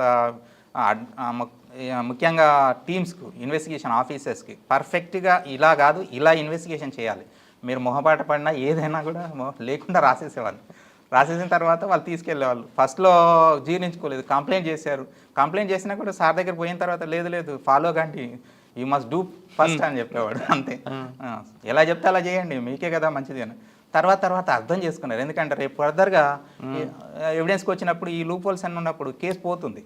సో దానివల్ల మళ్ళీ వాళ్ళే అల్టిమేట్గా ఇబ్బంది పడతారు. సార్ మీకు CCSలో బాగా గుర్తుండిపోయిన కన్వర్షన్ కేసు కానీ ఎస్ సార్, మీరు ఎఫర్ట్ పెట్టిన తర్వాత కూడా పోయిన కేసు కూడా చెప్తాను సార్. సో CCSలో బాగా గుర్తుండిపోయారు సార్. రీసెంట్లీ నేను వెళ్ళిన తర్వాత 1.5 year కన్విక్షన్ వచ్చింది సార్. నేను పోయిన తర్వాత వచ్చింది. దాంట్లో ఏం చేశారంటే ఒక NRI సార్, NRI ఏం చేశాడంటే ఒక బ్యాంక్లో డిపాజిట్ చేశారు అమౌంట్. డిపాజిట్ చేసిన తర్వాత axis bank, I think axis బ్యాంక్లో డిపాజిట్ చేసిన తర్వాత ఏమైందంటే తను అక్కడి నుంచి ఒక అఫెండర్ ఏం చేశాడంటే మెసేజ్ క్రియేట్ చేసేసి బ్యాంకుకు పంపారు. సో నాది ఏదైతే డిపాజిట్ ఉన్నదో దాన్ని ఫస్ట్ ఏం చేశారంటే తెలివిగా సెల్ నెంబర్ చేంజ్ చేశారు. సెల్ నెంబర్ చేసిన తర్వాత ఎందుకంటే ఇన్ఫర్మేషన్ వస్తుంది సార్, ఇన్ఫర్మేషన్ రాకుండా ఫస్ట్ సెల్ చేంజ్ చేశాడు. చేంజ్ చేసిన తర్వాత అనుమానం రాకుండా మళ్ళీ ఒక మెసేజ్ పెట్టాడు. మెసేజ్ చేసిన ఆ డిపాజిట్ ఏదైతే ఉన్నదో విత్డ్రా చేసేసి నా అకౌంట్కు క్రెడిట్ చేయండి అని చెప్పారు. సో వాళ్ళు ఏం చేశారు, సెల్ నెంబర్కి పంపితే అల్టిమేట్గా అది వాళ్ళదే కాబట్టి వచ్చేసిన తర్వాత అది డిపాజిట్ విత్డ్రా చేసేసి ఆయన ఓన్ బ్యాంక్ అకౌంట్కి పంపారు. ఇక్కడ సెల్ నెంబర్ చేంజ్ చేసినప్పుడు ఆధార్ కార్డు అడుగుతాడు, ఫిజికల్గా వెళ్ళాలి కదా, ఏం లేకుండా బ్యాంక్ లేదు సార్, డైరెక్ట్గా చేసేసారు వాళ్ళు. అదే కదా అది తప్పు. యాక్చువల్గా మెయిల్ ఫెసిలిటీ అనేది యాక్సిస్ బ్యాంక్లో ఉన్నది సార్, అది దాన్ని యూజ్ చేసుకున్నారు. ఆ మెయిల్ ఫెసిలిటీ అనేది దాన్ని యూజ్ చేసుకున్నారు వాళ్ళు. సో చేసుకొని వాడి అకౌంట్ ట్రాన్స్ఫర్ చేసుకున్నాడు. వాడి అకౌంట్ ఏదైతే విక్టిమ్ ఉన్నాడో ఆ విక్టిమ్ NRI అకౌంట్కే క్రెడిట్ చేశారు. మళ్ళీ ఇక్కడే ఆ కాన్స్పరసీ జరిగింది చూడండి. ఎప్పుడైతే క్రెడిట్ చేశారో ఆ యాక్సిస్ బ్యాంక్ అనదర్ ఎవరైతే ఉన్నారో ఇప్పుడు NRI అకౌంట్ యాక్సిస్ బ్యాంక్ అండి. Axis bank. ఇప్పుడు క్రిమినల్ ఏం చేశాడు, వాడు ఇంకొక వేరే అకౌంట్ తీసుకున్నాడు. క్రిమినల్ ఏం చేశారు, వేరే అకౌంట్లో చేశారు. క్రిమినల్ ఏం చేశాడంటే ఫస్ట్ మెయిల్ ద్వారా సెల్ ఫోన్ నెంబర్ చేంజ్ చేశారు. ఓకే, తనకు సంబంధం. తర్వాత ఏం చేశారంటే విత్డ్రా చేశారు డిపాజిట్ని మెయిల్ ద్వారానే. తర్వాత ఏం చేశారు, బ్యాంక్ మేనేజర్ అది నమ్మేసి అది అమౌంట్ విత్డ్రా చేసేసి విక్టిమ్ యొక్క అకౌంట్కు క్రెడిట్ చేశారు. అమౌంట్ విత్డ్రా చేసి విక్టిమ్ యొక్క అకౌంట్కి, మళ్ళీ ఫర్దర్ కాదు, బేరర్ చెక్ కూడా కాదు, అది విక్టిమ్ అకౌంట్కి క్రెడిట్. అయితే ఇక్కడే ఉన్నది కాన్స్పిరసీ ఏంటంటే ఆ అఫెండర్ ఎవరైతే ఉన్నారో ఆయన కూడా ఒక యాక్సిస్ బ్యాంక్ మేనేజర్. సో ఈ withdrawn that amounts with the bearer checks ఇక్కడ ఉన్నది. అయితే ఈ విషయం ఎట్లా వచ్చిందంటే సబ్సిక్వెంట్లీ ఎందుకు అతను విత్డ్రా చేశాడంటే ఇది ఎన్ఆర్ఐ చనిపోయాడు. ఓకే. సో అతని ధైర్యం ఏంటంటే ఎన్ఆర్ఐ ఇక రాడు, చనిపోయాడు, ఈ విషయం ఎవరికి తెలియదని. అయితే ఇక్కడ అతని తమ్ముడు ఉన్నాడు. అతను పోయి ఒకరోజు చూశారు ఇదంతా. అది అయిపోయిన తర్వాత 2 years తర్వాత వెళ్ళారు. అతను చూసిన తర్వాత చూస్తే వాళ్ళ వదిన గారు చేసి ఇట్లా అమౌంట్ ఉన్నది చూడండి అంటే అది చూస్తే ఎక్కడ లేవు అమౌంట్. అమౌంట్ ఎంత? అది 25 lakhs విత్డ్రాన్ అయిపోయింది. విత్డ్రాన్ అయిపోయిన తర్వాత చూసిన తర్వాత ఎలా మరి దీన్ని అంటే అతను ఏం చేశాడు, ఒక కంప్లైంట్ రాసేసి ఇచ్చాడు. దాన్ని ఇన్వెస్టిగేషన్ చేసిన తర్వాత ఎవరికి స్కోప్ ఉంది ఇందులో, ఎక్కడి నుంచి విత్డ్రా అయినంటే అదర్ ఎవరైతే అఫెండర్ ఉన్నాడో అతను దొరికాడు. సో అల్టిమేట్గా చెక్స్ అన్నీ తీసుకొని అఫెండర్ని యొక్క సిగ్నేచర్స్ అవన్నీ కూడా ఎఫ్ఎస్ఎల్ పంపేసి మళ్ళీ ఎఫ్ఎస్ఎల్ నుంచి రిపోర్ట్ తీసుకొని అతను ఫిక్స్ చేశారు. సో ఈ కేసులో చాలా పర్ఫెక్ట్గా ప్రజెంటేషన్ చేయాలి, కానీ 10 years అక్కడే కేసు ఉన్నది. ఎందుకు అంటే 10 years అందులో ఉన్న డాక్యుమెంట్స్ దొరకలేదు, కోర్టుకు కూడా దొరకలేదు సార్. వాస్తవం ఏంటంటే మిస్ అయ్యాయి. ఎలా మిస్ అయ్యాయి అనేది నేను చెప్పను. అది 10 years అయిపోయింది. నేను వచ్చేసరికి కేసు ఉన్నది, అతను తిరుగుతున్నప్పుడు ఏంటి అంటే అప్పుడు చెప్పాడు నాకు ఇదంతా. సో అప్పుడు నేనేం చేశానంటే ఒక మెమో వేసా, ఇందులో డాక్యుమెంట్స్ ఆల్రెడీ ఫైల్ చేసినట్టుగా మనకు ఉన్నది. సో అనెక్జర్ అనేది క్లియర్గా చూపిస్తుంది రిసీవ్ చేసుకున్నట్టు, దీని మీద ఎంక్వైరీ చేయండి అని ఒక మెమో వేసా. కోర్టు అప్పుడు అందరికీ ఇష్యూ చేసింది మెమోస్ ఇష్యూ చేసిన 6 నెలలకు దొరికాయి. అల్టిమేట్గా అవన్నీ వచ్చేసాయి. చాలా సీరియస్గా తీసుకుంది కోర్టు కూడా, ఎందుకంటే చిన్న విషయం కాదు కదా సార్. డాక్యుమెంట్స్ కోర్టు డీసీపీగా ఉన్నారా? సారే ఉన్నాడు, అవినాష్ మహాంతి ఉన్నాడు. చాలా హ్యాపీ. అవినాష్ మహాంతి సార్ నేను కలిసి 37 కేసులలో ఇలాంటివి మొత్తం డాక్యుమెంట్స్ అన్నీ కూడా మళ్ళీ చేసాం, సర్టిఫైడ్ కాపీస్ అన్నీ కూడా ఇచ్చాం. సో 37 డాక్యుమెంట్స్, 37 కేసులో కన్విక్షన్ వచ్చిందండి? వచ్చింది సార్, వచ్చింది. దాంట్లో కన్విక్షన్ అనేటువంటిది మ్యాక్సిమం కన్విక్షన్ వచ్చింది. మరి విక్టిమ్కి ఏంటి బెనిఫిట్? విక్టిమ్ బెనిఫిట్ ఇప్పుడు 25 ఈ క్రిమినల్ కేసులలో విక్టిమ్ బెనిఫిట్ ఏముండదు సార్. అంటే సివిల్ కేసు అయితే క్రిమినల్ కేసు నుంచి సివిల్ కేసు వేసుకోవచ్చు కదా? వేసుకోవచ్చు. కావాల్సింది అక్యూజర్ జైలుకి వెళ్ళడం కాదు, ఆయన డబ్బులు అని రావాలి కదా సార్. మామూలుగా ప్రొసీడింగ్స్ అనేవి సివిల్ అండ్ క్రిమినల్ సార్. సివిల్లో అయితేనేమో కాంపెన్సేషన్ కానీ డ్యామేజెస్ కానీ, క్రిమినల్లో పనిష్మెంట్ ఉంటుంది. ఇప్పుడు మనకు తెలిసినటువంటిది కాంపెన్సేషన్ కూడా కొన్ని యాక్ట్లలో ఇస్తున్నారు, లైక్ వైజ్ పోక్సో కానీ లేకపోతే ఇవన్నీ కూడా హార్ట్ కొన్నిట్లలో 326 అట్లాంటి ఉన్నా కూడా కాంపెన్సేషన్స్ ఇస్తున్నారు. ఎస్సీ ఎస్టీ దాంట్లో ఈ రకంగా కాంపెన్సేషన్స్ కొన్ని ఇస్తున్నారు. కానీ అప్పట్లో ఈ కాంపెన్సేషన్ అనేది ఈ ఫోర్జరీ కేసులలో ఎవరు ఇవ్వరు సార్. చాలా నేనైతే చూడలేదు. ఓకే, ఇంకా మీకు బాగా గుర్తుండిపోయింది చెప్పండి సార్. మీ దగ్గర చాలా కేసులు ఉన్నాయి అక్కడ. ఎస్ సార్, ఫెయిల్ అయిన కేసు చెప్పమన్నారు చెప్పండి సార్. కేసు సార్ సిలిండర్స్ మామూలుగా మీరు చూశారు, మన ఈ కరోనా వచ్చినప్పుడు ఆక్సిజన్ సిలిండర్స్ ఎంత ప్రీషియస్. సో అలాంటి సిలిండర్స్ ఒక వ్యక్తి ఇండస్ట్రియలిస్టు తన బామ్మర్దిని తన దగ్గర పెట్టుకున్నాడు. సో అల్టిమేట్గా హీఈస్ అ షేరర్. పెట్టుకున్న తర్వాత ఇండస్ట్రీ వెళ్తున్నప్పుడు ఏం చేశాడంటే తను పార్టీషన్ చేసుకున్నప్పుడు కొన్ని సిలిండర్లు ఇచ్చారు. అతను బామ్మర్దే మొత్తం లీడ్ చేస్తున్నప్పుడు ఇతనికి సంబంధించిన సిలిండర్స్ కూడా తీసుకెళ్ళేసి అతను ఆక్యుపై చేసుకున్నాడు. సో ఇవన్నీ కూడా డిజానర్స్ ఇంటెన్షన్ ఉన్నది కాబట్టి ఇన్సెప్షన్ డేస్లలో 420 కట్టారు, చేశాం సార్. కేసు బ్రహ్మాండంగా వచ్చింది. బట్ అల్టిమేట్గా ఏమైందంటే ఎక్విటల్ అయింది. ఎక్విటల్ ఎందుకు అయిందంటే the reason is that court మేము చెప్పింది నమ్మలేదు. బట్ నేను అప్పీల్ చేసే దాంట్లో అప్పీల్లో మాకు రిజల్ట్ వచ్చింది.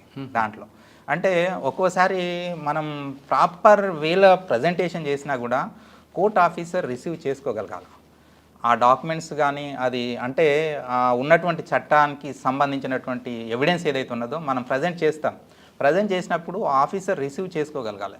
రిసీవ్ చేసుకోవడంలో ఫెయిల్ అవుతుందంటే అల్టిమేట్గా మనకు వచ్చే రిజల్ట్ నెగటివ్. ఎందుకండి అందులో దాంట్లో ఏమైందంటే సార్, ఆ ప్రాపర్టీ రికవరీకి చేసుకోవాలనేటువంటి విధంగా వీళ్ళు ట్రై చేశారు, రికవరీ కాలేదు.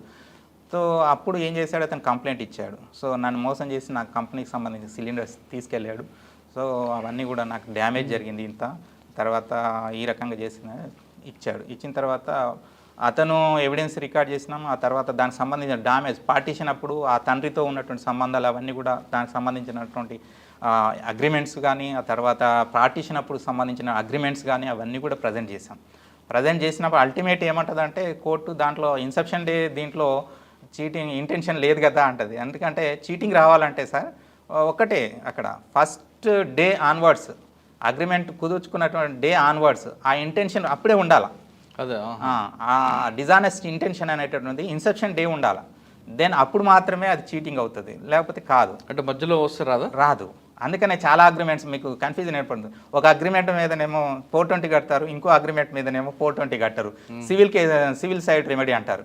సో ఎందుకు కారణం ఏంటి అంటే పోలీసు వాళ్ళు చూసేటటువంటిది, మేము చూసేటటువంటిది ఏంటంటే అగ్రిమెంట్ రాసుకున్న రోజుకు అతనికి ఆ డిజానెస్ట్ ఇంటెన్షన్ ఉన్నదా లేదా, ఆ ఇంటెన్షన్ కనుక ఉన్నట్లయితే అది 420 అవుతుంది, లేకపోతే 420 కాదు. ఆ తర్వాత ఇంక మీకు సిసిఎస్లో ఉన్న అనుబంధం అని చెప్పండి. సిసిఎస్లో నేను 6.5 years చేశాను సార్. మ్యాక్సిమం కేసు చేసాం, మంచి పర్సెంటేజ్ ఆఫ్ కన్విక్షన్ కూడా వచ్చింది అక్కడ ఉన్నప్పుడు. సో ఆఫీసర్స్ కూడా నాకు మంచి రెస్పెక్ట్ ఇచ్చారు. అదేవిధంగా ఇన్వెస్టిగేషన్స్ కూడా క్వాలిటీ క్వాంటిటీ రెండు కూడా పెరిగాయి సార్. ఒక మంచి అవినాష్ మాంతి సార్ కానీ నాకు కానీ ఒక మంచి రెప్యుటేషన్ సిసిఎస్ ఇచ్చింది సార్. ఇది ఇవ్వడానికి మా డైరెక్టర్ మేడం వైజయంతి మేడం కూడా చాలా చాలా ఇన్స్పిరేషన్ సార్ నాకు. తను ఒకరోజు 1.5 hour నాకు కూర్చోబెట్టుకొని ఎట్లా ఉండాలి, ఎట్లా చేయాలి, తను చాలా ఇన్స్పిరేషన్గా నాకు చెప్పారు సార్. సో ఆవిడకి ఎప్పుడు కూడా నేను థ్యాంక్స్ చెప్పుకోవాలి. ఎందుకంటే చాలామంది చెప్తారు సార్, మన లోపాలు చెప్తారని చెప్తారు, కానీ ఇన్స్పిరేషన్గా నువ్వు ఇట్లా ఉండాలి, నువ్వు చేయగలుగుతావు అని చెప్పేవాళ్ళు చాలా తక్కువ మంది. డిస్కరేజ్ చేసే వాళ్ళు ఎక్కువ ఉంటారు, కానీ ఇన్స్పిరేషన్గా ఉండేవాళ్ళు చాలా తక్కువ మంది. అందులో మా డైరెక్టర్ గారిని చెప్పుకోవాలి. ఎవరికైనా కూడా తను మాట్లాడితే ఒక 10 నిమిషాలు తనతో మాట్లాడితే ఆ ఇన్స్పిరేషన్ వేరు సార్. ఓకే సార్, సిసిఎస్లో మీరు చాలా కేసులు చూసారు కదా, 6.5 సంవత్సరాలు. పోలీస్ ఫెయిల్యూర్ కేసు అని కనిపించిందా? ఎగ్జాక్ట్లీ సార్, చాలా కనిపించాయి. ఒక్కటి కాదు, చాలా కేసు చెప్పండి. అంటే వాళ్ళు వాంటెడ్లీ చేసి ఉంటారు నన్ను, మీరు ఇందాక వాడారు కదా రష్, ఆ రష్లో చేసి ఉండొచ్చు. చెప్తాను సార్. డబుల్ రిజిస్ట్రేషన్ సార్, చాలా ఈజీ ఇన్వెస్టిగేషన్. డబుల్ రిజిస్ట్రేషన్ దాంట్లో ఏముంటుంది, డాక్యుమెంట్స్ కలెక్షన్ చేసి వేయడమే. రిజిస్ట్రేషన్ డాక్యుమెంట్స్ ఉంటాయి అక్కడ, రిజిస్ట్రేషన్ డాక్యుమెంట్స్ ఆ కన్సర్న్ వ్యక్తులని ఎగ్జామిన్ చేసేసి అక్కడ ప్రజెంట్ చేయడమే. అల్టిమేట్లీ వాళ్ళు ఛార్జ్ షీట్ వేశారు సార్. ఇన్వెస్టిగేషన్కి అయిపోయిన తర్వాత ఛార్జ్ షీట్ వేసిన తర్వాత దాంట్లో నేను అప్పుడు వచ్చాను, చూస్తే అందులో ఒక వ్యక్తి ఏదైతే ఉన్నదో అతను చనిపోయి ఉన్నాడు. చనిపోయి ఉన్న వ్యక్తి మీద అతను ఆల్రెడీ 161 రాశారు సార్. అది సో అప్పటికి అతను చనిపోయాడు. చనిపోయిన తర్వాత వ్యక్తి మీద 161 రాశారు. అదేంటిది ఉన్నది అది, అంటే ఆ రోజు నాటికి అతను చనిపోయాడు. సో అల్టిమేట్గా అతను ఉన్నాడు అనుకొని వీళ్ళు 161 సంతకం పెట్టేశారు. సో ఆ వ్యక్తి లేడు కాబట్టి ఇక వాళ్ళు ప్రూవ్ చేశారు. అల్టిమేట్గా ఆ కేసు మేము పోయాము. సో కానీ నేను అప్పీల్ రాశాను, ఎందుకంటే డాక్యుమెంట్ ఉన్నది. నేనేం చేశానంటే దాంట్లో 311 వేసేసి కన్సర్న్ రిజిస్ట్రార్ ఎవరైతే ఉన్నారో, ప్రజెంట్ రిజిస్ట్రార్ని, ఎందుకంటే అప్పుడు ఎవరు ఉన్నారో మనకు తెలియదు, ప్రజెంట్ రిజిస్ట్రార్ని నేను పిలిపించుకొని అతనితో ఎగ్జామిన్ చేసేసి ఈ డాక్యుమెంట్ వాళ్ళదేనా కాదా, మీ యొక్క రికార్డ్ ప్రకారంగా ఇది రిజిస్టర్ అయిందా లేదా, ఇదే నా రిజిస్ట్రేషన్ నెంబర్, ఎవరు పార్టీస్, ఈ డాక్యుమెంట్ కరెక్టేనా లేదా, ఇవన్నీ చెప్పించగలిగా. కానీ అల్టిమేట్గా కోర్టు తీసుకోలేదు. దెన్ అప్పీల్ చేశాను. అప్పీల్లో నేను సక్సీడ్ అయ్యాను. ఆ కేసు ఎవరండి ఐవో, అందులో మరి ఐవో మీద యాక్షన్ వద్దు సార్. ఐవో మీద యాక్షన్ తీసుకోమని రాశారా? రాశాను, తీసుకున్నారు కూడా సార్. సాధారణంగా పోలీసులు స్టాక్ విట్నెస్లు పెడుతుంటారు, అది పెట్టడం వల్ల మైనస్ అంటారా ప్లస్ అంటారా? అంటే కొన్ని విధాలు ఉన్నాయి. అంటే దీంట్లో witness Caesar of the property అనేటటువంటి 2 విధాలు సార్. ఒకటి మనం సీజర్ ఆఫ్ ద ప్రాపర్టీ అనేటప్పుడు 100 కింద చేస్తాం. 100 కింద చేసినప్పుడు విట్నెస్లు, ఆ లొకాలిటీ విట్నెస్లు ఫస్ట్ ప్రయారిటీ. దెన్ వాళ్ళు కూడా దొరకనప్పుడు అదర్ లొకాలిటీ ఎవరైతే ఐఓకు అవైలబుల్ ఉంటారో వాళ్ళు తీసుకోవాలి. ఆ తర్వాత వాళ్ళు కూడా దొరకనప్పుడు తను స్పెషల్ రిపోర్ట్ రాసేసి ఆ ప్రాపర్టీని సీజ్ చేయొచ్చు. ఈ రకమైన పద్ధతి ఉంది ప్రొసీజర్. సో సెక్షన్ 27 కిందకు వచ్చేసరికి ఇండియన్ ఎవిడెన్స్ యాక్ట్ కింద తర్వాత అప్పుడు ఏమంటుందంటే అక్కడ విట్నెస్ గురించి, అంటే మీడియేటర్స్ గురించి ఎక్కడ ప్రస్తావన లేదు. సో అక్కడ అవసరం లేదు. ఎవరి ద్వారా ప్రూవ్ అవుతుంది అంటే ఇన్వెస్టిగేషన్ ఆఫీసర్ ద్వారా ప్రూవ్ అవుతుంది. అంటే ఇప్పుడు పెడుతున్నాం మనం, ఒకవేళ వాళ్ళు చెప్పకపోయినా ఆ రికవరీ అనేటటువంటిది ఏదైతే ఉన్నదో అది ఇన్వెస్టిగేషన్ ఆఫీసర్ ద్వారానే ప్రూవ్ అయ్యే అవకాశం ఉంటుంది ఎక్కువగా. సో కాబట్టి చాలామంది ఏం చేస్తున్నారంటే ఎవరు ముందుకు రావట్లేదు కాబట్టి అక్కడ ఉన్నటువంటి వాళ్ళకి తెలిసినటువంటి వాళ్ళని స్టాక్ విట్నెస్లను పెడుతున్నారు. బట్ కొన్నిసార్లు అది ఫ్యాటల్ అవుతుంది, కొన్నిసార్లు ఫ్యాటల్ కాదు. ఎందుకంటే ఆ కేసు సీరియస్నెస్ బట్టి ఉంటుంది సార్. ఉదాహరణకు ఎన్డీపీఎస్ ఉన్నది. ఎన్డీపీఎస్ కేసులలో శాంపుల్ లిఫ్టింగ్ అనేది మనం ప్రూవ్ చేయాలి ఖచ్చితంగా. ప్రూవ్ చేసినప్పుడు వాళ్ళు కనుక ఫెయిల్ అయినప్పుడు అది కష్టమవుతుంది. ఒకవేళ ఇన్వెస్టిగేషన్ ఆఫీసర్ యొక్క ఎవిడెన్స్ కోర్టు నమ్మొచ్చు, నమ్మినప్పుడు మనం పాజిటివ్గా రిజల్ట్ వస్తుంది. సో కన్విక్షన్ ఎండ్ అవుతుంది. ఓకే, మీరు చాలా కేసుల్లో చూస్తుంటారు సార్, నేరం జరిగింది ఎస్ పలానా ఏరియాలో, ఎస్ నిందితుని పట్టుకుంటారు, ఎస్ అదే ఏరియాలో పట్టుకున్నాం, మేము వెహికల్ తనిఖీ చేస్తున్నాం పట్టుకున్నాం అని చెప్తుంటారు. అంటే నేరం చేసిన తర్వాత నిందితుడు అక్కడే తిరుగుతాడా? సార్ తిరగడు. కానీ అక్కడే పట్టుకున్నాం, అక్కడే రికవరీ చూపించడం అనేది ప్రతి ప్రెస్ మీట్లో చెప్తుంటారు. సార్ దానివల్ల పోలీస్కి బెనిఫిట్ అంటారా, లేదు ఏదో కాపీ పేస్ట్ లాగా చేస్తాను అనుకుంటారా? అంటే కోర్టు ఎక్కడ అనేది స్పెసిఫిక్గా చెప్పలేము సార్. ఒక్కోసారి అదే ఏరియాలో అతను టచ్ ఆడుతుండవచ్చు, ఇమీడియట్లీ అఫెన్స్ అయిన వెంటనే అతను కనుక క్యాచ్ చేస్తే అదే ఏరియాలో దొరుకుతాడు. సో ఆఫ్టర్ గ్యాప్ వచ్చింది అనుకోండి, ఎస్కేప్ అవడానికి ప్రయత్నం చేయాలి, మానవ నైజంలో ఉన్నటువంటి కరెక్ట్ సహజ సార్. గుణం. కానీ ఒక కేసు అయిన తర్వాత నెల రోజుల తర్వాత నిందితుడు మాకు అక్కడే దొరికాడని చూపిస్తుంటాడు. అంటే ఎందుకు అని ఒక్కోసారి ఏమైతే సార్, అతను పోలీసు వాళ్ళు మర్చిపోయారని చెప్పేసి మళ్ళీ ఆ ఇంటికి రావడానికి ట్రై చేస్తుండొచ్చు, మేబీ క్యాచ్ చేసి. మేబీ కొన్నిసార్లు ఏం చేస్తారంటే ఒక స్పాట్ చూపించాలి కదా, కాబట్టి పోలీసు వాళ్ళు మేబీ చూపిస్తుండవచ్చు. సార్ అదేనట్టున్నా సార్, నిజంగా మీరు అన్నట్లుగా నిందితుడు పోలీసు వాళ్ళు మర్చిపోయారని రావచ్చు, దొరకవచ్చు, అందులో రియలిస్టిక్గా ఉంది కాదనట్లేదు. Yes.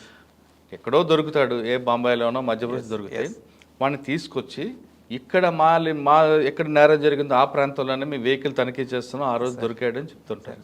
ఎక్కడ అరెస్ట్ చేశారు, అక్కడ ఎందుకు చూపించారని అది క్వశ్చన్. రీజనబుల్ థింకింగ్ ఉంటే, అంటే ఎవరైనా కూడా సార్, పోలీసు వాళ్ళకు కూడా కొన్ని లిమిటేషన్స్ ఉంటాయి. ఆ లిమిటేషన్స్ తగిన విధంగానే వాళ్ళు కూడా వెళ్తారు. ఇప్పుడు బొంబాయిలో దొరికాడు అనుకోండి, ఆ వ్యక్తిని బొంబాయిలో నుంచి తీసుకురావాలంటే వితిన్ 24 hours కోర్టు ముందర ప్రొడ్యూస్ చేయాలి అరెస్ట్ చేసిన వెంటనే. ఎందుకంటే ఆ విక్టిమ్ అక్యూజ్డ్ యొక్క రైట్స్ అవి. సో దాన్ని ఎవరు ఏ కోర్టు కూడా డివియేట్ చేయడానికి లేదు, స్ట్రిక్ట్లీ ఫాలో కావాల్సింది. సో అప్పుడు ఏం చేస్తారు వాళ్ళు, పోలీసు వాళ్ళు ఆ కన్సర్న్డ్ ఆ లోకల్ కోర్టులో అతన్ని ప్రొడ్యూస్ చేసేసి అక్కడి నుంచి ట్రాన్సిట్ వారెంట్ తీసుకొని మన లోకల్ కోర్టుకు, మన దగ్గర ఉన్నటువంటి కోర్టుకు తీసుకురావాలి. సో ఇప్పుడు ఏమవుతుందంటే అతన్ని తీసుకురావడంలో ఏదైనా హార్డ్షిప్ వచ్చింది అనుకోండి, అప్పుడు ఏం చేస్తారు మామూలుగా కోర్టు వాళ్ళు, పోలీసు వాళ్ళు ఖచ్చితంగా ఈ లోకల్ అడ్రస్ చూపిస్తారు.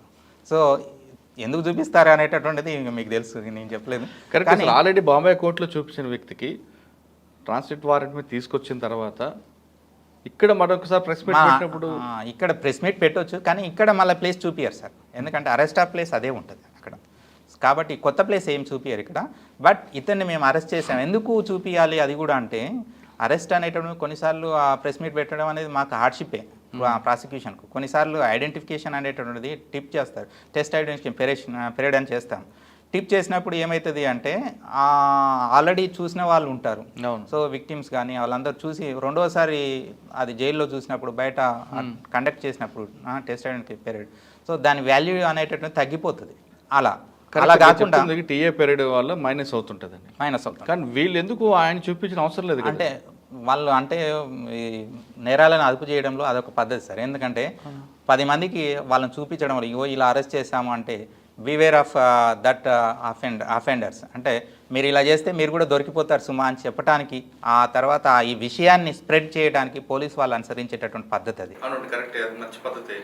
కానీ అన్ని కేసుల్లో కాకుండా టీఏ పీరియడ్ మస్ట్ ఉన్న కేసు, ఇప్పుడు ఐ విట్నెస్ ఉన్న కేసులు ఉంటాయి. ఇప్పుడు ఎవరు స్నాచింగ్ చేశాడు, అందరూ ఖచ్చితంగా చేయకూడదు, అటువంటి చేయకూడదు. ఈ అన్ని కేసులకు తీసుకొచ్చి వాడిని పెట్టడం కన్నా బెస్ట్ అంటారా, లేదు అక్యూజ్డ్ మాస్క్ వేసి పెట్టడం బెస్ట్ అంటారా?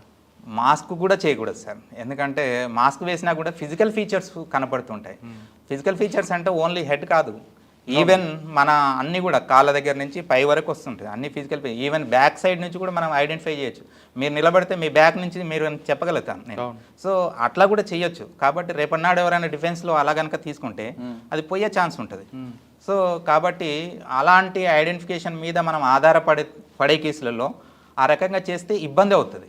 సార్ కొన్ని కేసుల్లో టీఏ పీరియడ్ ఉందండి, ఆ రోజు విక్టిమ్ వస్తాడు, ఆ రోజు సంఘటన జరిగినప్పుడు ఏ కలర్ షర్ట్ వేసుకున్నావు అని అడుగుతారు మీ వాళ్ళు, cross exam defence. Red colour shirt వేసుకున్నావు అంటాడు. ఆ రోజు వేసుకున్న షర్టే నెల రోజుల తర్వాత అదే షర్ట్ వేసుకుంటాడా? లేదండి. వాటిని ఏం చేస్తారంటే పోలీసు వాళ్ళు ఇన్వెస్టిగేషన్లో ఆ షర్ట్ ఎక్కడ ఉన్నది అని చెప్పేసి వాళ్ళు కనుక్కొని వాటిని సీజ్ చేస్తారు. సో ఆ రకంగా సీజ్ చేసినటువంటి షర్ట్ ఏదైతే ఉన్నదో అది కోర్టు ముందుకు మేము ప్రజెంట్ చేస్తాం, కోర్టు ముందర. So this is the shirt, దీని ద్వారానే అతను గుర్తుపట్టాడు ఈ షర్ట్ అనేటటువంటి ఇలా ఉన్నాయి, ఫిజికల్ ఫీచర్స్ ఇలా ఉన్నాయి, సో మీసాలు ఇలా ఉన్నాయి, హెయిర్ ఇలా ఉంది, కాంప్లెక్స్ ఇలా ఉంది. సో ఒక్కోసారి చెవులు ఉంటాయి, చెవులు బట్టి కూడా ఉంటుంది, మార్క్స్ మన ఫేస్ పైన ఉన్న మార్క్స్ని బట్టి ఈ రకంగా ఇలా గుర్తుపట్టారని చెప్పేసి ఆ 161 రికార్డ్ చేసేటప్పుడు, అది స్టేట్మెంట్ రికార్డ్ చేసేటప్పుడు ఇన్వెస్టిగేషన్ ఆఫీసర్ రాసుకుంటాడు. రాసుకున్నటువంటి ఇన్వెస్టిగేషన్ ఐడెంటిటీ మార్క్స్ ప్రకారంగా టిప్ చేస్తారు టెస్ట్ ఐడెంటిఫికేషన్. సంఘటన జరిగినప్పుడు చూశాడు బాధితుడు, ఆయనకు జుత్తు ఉంది, మీసాలు ఉన్నాయి అని అంటాడు. ఆ ఇష్యూ జరిగిన తర్వాత ఆ అక్యూజ్డ్ పార్టీ మొత్తం గుండు కొట్టించుకుంటాడు. మరి అప్పుడు ఏ విధంగా వద్దండి? ఒకవేళ అలా కనుక చేసినట్లయితే ఇప్పుడు మ్యాజిస్ట్రేట్ మళ్ళీ వాళ్ళ 164 రికార్డ్ చేస్తారు. ఎందుకంటే ఆ రకంగా before going to record the test identification parent వాళ్ళు కూడా మ్యాజిస్ట్రేట్ కూడా అతని స్టేట్మెంట్ రికార్డ్ చేసిన తర్వాత షూర్గా అతను ఐడెంటిఫై చేస్తాడు అనుకున్నప్పుడే టిప్ చేస్తారు. అదేవిధంగా ఇంకో క్వశ్చన్ కూడా అడుగుతారు, మీరు ఇతన్ని ఎక్కడైనా మళ్ళీ తారసపడ్డా ఈ నేరం జరిగిన తర్వాత ఏదైనా పేపర్లో చూసారా, వీడియోలో చూసారా, ఇవన్నీ కన్ఫర్మ్ చేసుకున్న తర్వాతనే ఆ మ్యాజిస్ట్రేటు ఈ టెస్ట్ ఐడెంటిఫికేషన్ పీరియడ్ చేయడం జరుగుతుంది. సో అన్ని జాగ్రత్తలు వాళ్ళు తీసుకుంటారు. సిమిలర్ ఫీచర్స్ ఎవరైతే ఉన్నాయో మిగతా అఫెండర్కు మిగతా వాళ్ళు ఎవరైతే ఉన్నారో అంటే ఒక వరుసలో నిలబెడతారు 5 వ్యక్తులను, మధ్యన ఎక్కడో చూజ్ చేస్తారు ప్లేస్ అనేది మ్యాజిస్ట్రేట్ చూజ్ చేస్తాడు, విక్టిమ్ కాదు. అందరిని నిలబెట్టిన తర్వాతనే similar features, similar dress, similar height, similar complexion అన్నీ ఉన్న తర్వాతనే అప్పుడు విక్టిమ్ని పిలుస్తారు ఐడెంటిఫై చేయమని. సో ప్రాపర్గా ఐడెంటిఫై చేస్తేనే అవన్నీ రికార్డ్ అవుతాయి. అక్కడ చేయగలిగితేనే రికార్డ్ అవుతాయి, చేయలేకపోతే దట్ టు సర్కమ్స్టాన్స్ ఎవిడెన్స్, అది కూడా అది ఇంపార్టెంట్. దట్ టు మిగతా ఎవిడెన్స్ అదర్ ఎవిడెన్స్ ఉన్నప్పుడు ఇదేమీ పెద్దగా కౌంట్లోకి చేయాల్సిన అవసరం లేదు. మనం ప్రూవ్ చేయగలిగినప్పుడు అదర్ ఎవిడెన్స్తో ఇదేమీ పెద్దగా తీసుకోవాల్సిన అవసరం లేదు. బట్ కొన్నిసార్లు మీరు అన్నట్టుగా థెఫ్ట్ కేసులలో, రాబరీలలో ఇదే ప్రధానం మనం, ఎందుకంటే ఐడెంటిఫై దీని ద్వారానే అవుతుంది. సో కాబట్టి మనకు అప్పుడు ఎవిడెన్స్ ప్రజెంట్ చేసేటప్పుడు మనకు చాలా అవసరం. ప్రజెంట్ ఇప్పుడు ఉన్నటువంటి ట్రెండ్ ఏంటంటే మీకు తెలుసు, అన్ని సీసీ కెమెరాలు అయినాయి కాబట్టి దాన్ని లిఫ్ట్ చేసి సీసీ కెమెరాలో కూడా సార్ ఏదైతే డేటా ఉంటుందో రికార్డింగ్, ఒరిజినల్ డేటాని అక్కడి నుంచే డ్రైవ్ని తీసుకెళ్ళి దాన్ని ఎఫ్ఎస్ఎల్ పంపేసి ఆ ఫీచర్స్ వాళ్ళతో ఐడెంటిఫై చేయించి ఎస్ సేమ్ పర్సన్ అని చెప్పేసుకున్న తర్వాత రికార్డ్ తీసుకొని కోర్టు ముందర ప్రజెంట్ చేసినట్లయితే అతను అందరు హాస్టల్ అయినా వదిలిపెట్టడానికి వీలు ఉండదు, ఎందుకంటే విక్టిమ్ చెప్తే చాలా అక్కడ. ఓకే, కానీ మీరు చెప్తున్న సీసీ కెమెరాలో కూడా ఒక్కొక్కసారి టెక్నికల్ ఇష్యూ వచ్చి ఆ డేటో టైమో చేంజ్ అయింది అనుకోండి సార్, డిఫెన్స్ సర్టిఫికేట్కి ఒక అవకాశం ఉంటుంది కదా. అంటే ఇక్కడ ఈ సీసీ కెమెరా ఒరిజినల్ ఫీడ్ కాదు, దీన్ని మ్యానిపులేట్ చేశారని చెప్తారు సార్. ఒకటి సార్, నేను అంటే టెక్నికల్గా నేను సైబర్ క్రైమ్ చేశాను కాబట్టి చెప్తాను. రికార్డింగ్ టైం డిఫరెంట్ ఉండొచ్చు, బట్ మిషన్ రికార్డింగ్ లోపల టైం ఈజ్ నాట్ డివే. అది ఖచ్చితంగా మనకు తెలిసిపోతుంది. మేము ఎఫ్ఎస్ఎల్ అథారిటీ ఒకసారి ఎగ్జామిన్ చేస్తే ఏ టైం అనేటటువంటిది సిమిలర్ మీకు తెలుసు కదా. ఏదైనా కూడా ఇప్పుడు ఫోన్ స్విచ్ ఆఫ్ చేసినా కూడా లోపల రన్ అవుతూనే ఉంటుంది, మళ్ళీ ఆన్ చేసేసేపు ప్రాపర్ టైం చూపిస్తుంది. ఎలా అంటే అది లోపల రన్ అవుతూనే ఉంటుంది. సో రెండు కూడా ఉంటాయి అల్టిమేట్గా. కాబట్టి ఎఫ్ఎస్ఎల్ అథారిటీ దాని కనుక రిట్రైవ్ చేసినట్టయితే ప్రాపర్గా మనం ప్రజెంట్ చేయగలుగుతాం. ఏదైనా కూడా అంటే ప్రతిదానికి ఒక లిమిటేషన్ ఉంటుంది సార్. లిమిటేషన్ లోపలనే చేయగలగాలి మనం. ఆ లిమిటేషన్స్ ప్రతిదానికి ఉంటాయి, బట్ లిమిటేషన్స్ ఉన్నాయని చెప్పేసి మనం వెనకపోవడం లేదు. ప్రతిదాన్ని ప్రూవ్ చేసే అవకాశం మనకు ఉన్నది చట్ట పరిధిలో. సార్ సిసిఎస్ తర్వాత నేను ఇప్పుడు భువనగిరి వెళ్ళాను సార్. భువనగిరిలో పోక్సో కోర్టు చేశాను సార్. ప్రిన్సిపల్ అసిస్టెంట్ సెషన్స్ జడ్జి కోర్టులో కూడా చేశాను. పోక్సోలో మంచి కన్విక్షన్స్ వచ్చాయి సార్. అక్కడ ఒక మంచి కేసు చెప్పండి. పోక్సోలో సార్ రీసెంట్గా 25 years కన్విక్షన్ అండ్ మీరు అడిగే compensation 5 lakhs compensation to super ఇచ్చారు సార్. దాంట్లో ఏంటి అంటే జరిగింది, అమ్మాయి ఒక ఆశ్రమంలో ఉండేటటువంటి ఆయా యొక్క కూతురు. భువనగిరిలో పేర్లు చెప్పాను సార్ ఎందుకంటే చెప్పకూడదు. సో భువనగిరిలో తను ఒక హాస్టల్లో ఉంటుంది. హాస్టల్లో ఉన్నప్పుడు సెలవులు వచ్చాయి, వెళ్ళింది. అక్కడ ఇది యాదగిరిగుట్ట లిమిట్స్లో ఉండేటటువంటి ఆశ్రమం. సో అక్కడ వెళ్ళిన తర్వాత ఫస్ట్ రోజు అఫెండర్ ఏం చేశాడంటే అక్కడ ఏమైనా ఆపర్చునిటీస్ ఉన్నాయేమని వచ్చాడు. తల్లి ఉన్నది, మాట్లాడింది. సో ఇక్కడ ఉంటే నాకు ఏదైనా ఉంటే చెప్పమ్మా అంటే ఆ ఓనర్ వచ్చిన తర్వాత నేను చెప్తానని చెప్పేసి ఆ నెంబర్ తీసుకుంది. సో అల్టిమేట్గా వాళ్ళకి తెలియదు కాబట్టి, అతనికి తెలుసు కాబట్టి, చదువుకోలేదు, అతనే ఫీడ్ చేశాడు సెల్ ఫోన్లో, మామూలు సెల్ ఫోన్ అది. సో ఫీడ్ చేశాడు, వెళ్ళిపోయాడు. వెళ్ళిపోయిన తర్వాత కొన్ని రోజులకు ఆ అమ్మాయి ఒక మ్యారేజ్ ఉన్నది ఆర్లర్లో. మమ్మీ ఆ తర్వాత ఓనరు అందరు కూడా మ్యారేజ్కి వెళ్ళారు. ఆ అమ్మాయి ఒక్కతే ఉన్నది, ఒకటే రూమ్. సో అతను వచ్చేసిన తర్వాత అమ్మాయి ఒక్కతే ఉన్నది. బలహీనతను తీసుకొని అతను అమ్మాయి మీద అటెంప్ట్ చేశాడు, రేప్ చేసి బెదిరించేసి వెళ్ళిపోయాడు. అమ్మాయి ఎవరికి చెప్పలేదు తర్వాత కూడా. ఆ తర్వాత మళ్ళీ 10 daysకి వచ్చాడు, బ్యాక్ డోర్ నుంచి వెళ్ళాడు, అమ్మాయి మీద మళ్ళీ అఘాత్యం చేశాడు. అప్పుడు కూడా ఎవరు లేరు. రెండోసారి ఆ అమ్మాయి ఏం చేసిందంటే వాళ్ళ తల్లి నల్గొండకి వెళ్ళేది, మెడికల్ ట్రీట్మెంట్ కోసం వెళ్ళింది. ఇంట్లో ఎవరు లేరు. మిగతా వాళ్ళు అంతా డిజాబుల్డ్ పర్సన్స్, కొంచెం దూరంగా ఉంటాయి వాళ్ళందరికీ కూడా. ఈ అమ్మాయి ఏం చేస్తుందంటే మెడిసిన్స్ ఇవ్వడం, వాళ్ళని చూసుకోవడం, ఇవన్నీ చేస్తుంటుంది వాళ్ళ మమ్మీ. సో ఆ రకంగా ఉన్నప్పుడు అమ్మాయి మీద చేసిన తర్వాత బాగా బెదిరించాడు, వెళ్ళిపోయిన తర్వాత తల్లి వచ్చిన తర్వాత అప్పుడు పెయిన్ అని చెప్పేసి బాగా ఏడుస్తుంది అమ్మాయి. ఏడుస్తుంటే అదేంటి 13 years కదా, మేబీ మెన్స్యూర్ టైం అని అనుకున్నారు. ఆ లోకల్ ఆర్ఎంపీ దగ్గర తీసుకెళ్లారు. అతను కూడా అలాగే భావించాడు. ఓ 2-3 ట్యాబ్లెట్లు ఇచ్చాడు. ఇచ్చిన తర్వాత ఇది కూడా తగ్గకపోతే భువనగిరికి వెళ్ళిపోండి మీరు అని చెప్పాడు. గవర్నమెంట్ హాస్పిటల్కి వెళ్ళిపోండి, ఆడైతే స్కానింగ్ చేసి చెప్తారని చెప్పారు ఏమైనా ప్రాబ్లం అంటే.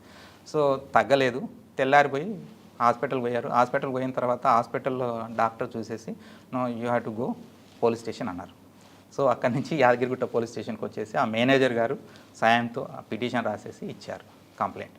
సో ఆ రకంగా కంప్లైంట్ రిజిస్టర్ అయింది. అతను ఆ రిపోర్ట్ మీద రిజిస్టర్ అయ్యి ఆ తర్వాత నరసింహారెడ్డి గారు అని investigation officer, additional SP now, ఆయన ఇన్వెస్టిగేషన్ చేశారు, రిపోర్ట్ సబ్మిట్ చేశారు. ఇందులో అమ్మాయి మాకు ఫస్ట్లో దొరకలేదు. అమ్మాయి ఈ సంఘటన జరిగిన తర్వాత చాలా భయపడిపోయి వాళ్ళ మదర్ దగ్గర ఉంటే నా పరిస్థితికి ఇంతే ఉంటుందని చెప్పేసి ఆ అమ్మాయి ఆమెకు చెప్పకుండా వెళ్ళిపోయింది ఇంట్లో నుంచి. వేరే అబౌట్ ఆ మదర్ని పిలిపించిన తర్వాత నేను 2 రోజులు రిఫ్రెషింగ్ మెమరీ చేశాను, బ్రీఫింగ్ చేశాను, క్రాస్ ఎగ్జామినేషన్ ఎట్లా వస్తుంది, ఏంటి ప్రతి క్వశ్చన్ నేను ఎట్లా అటెంప్ట్ చేయాలి, తెలియనప్పుడు ఒకవేళ కన్ఫ్యూజన్లో ఉన్నప్పుడు ఎలాంటి ఆన్సర్ ఇవ్వాలి, ఇవన్నీ మంచిగా ప్రిపేర్ చేశాం. ఈవెన్ పోలీసు వాళ్ళు కూడా మంచిగా సహకరించారు. తర్వాత ఓనర్ని కూడా తీసుకొచ్చాము, ఎందుకంటే అతను కూడా మాకు ప్రైమ్ విట్నెస్ కాబట్టి అతను కూడా మేము బ్రీఫింగ్ చేసిన తర్వాత ప్రాపర్గా ప్రజెంట్ చేయగలిగాము. బట్ విక్టిమ్ అనేటటువంటిది అల్టిమేట్గా మాకు అత్యవసరం ఆ కేసులో, ఎందుకంటే తను ఉంటే కానీ కేసు ముందుకు పోదు. సో మేమేం చేసామంటే అడిషనల్ ఎస్పీ గారిని పట్టుకొని నరసింహారెడ్డి గారిని ఎట్టి పరిస్థితిలో ట్రేస్ అవుట్ చేయాలి సార్ అంటే, వారం రోజుల తర్వాత అంతకుముందు చెప్తాను ఆ డిఫెన్స్ అడ్వకేట్స్ అప్పటికే హ్యాపీగా ఉన్నారు, ఎందుకంటే విక్టిమ్ లేదు కాబట్టి. ఈవెన్ క్రాస్ ఎగ్జామినేషన్లో కూడా మా మమ్మీ చెప్పింది ఏంటంటే, ఆ అమ్మాయి నాకు 2 ఇయర్స్గా నాకు టచ్లో లేదు, ఆ అమ్మాయి ఎక్కడుందో కూడా నేను వాడు దొరికాడంటే అప్పటికి? ఎవరు సార్? దొరికాడు సార్. ఎలా దొరికాడు వాడు? అక్యూజ్డ్ ఎలా దొరికాడంటే, అతన్ని పేరు తెలుసు, ఆల్రెడీ రిజిస్టర్ చేశాడు కాబట్టి వాళ్ళ అమ్మాయి అడిగింది.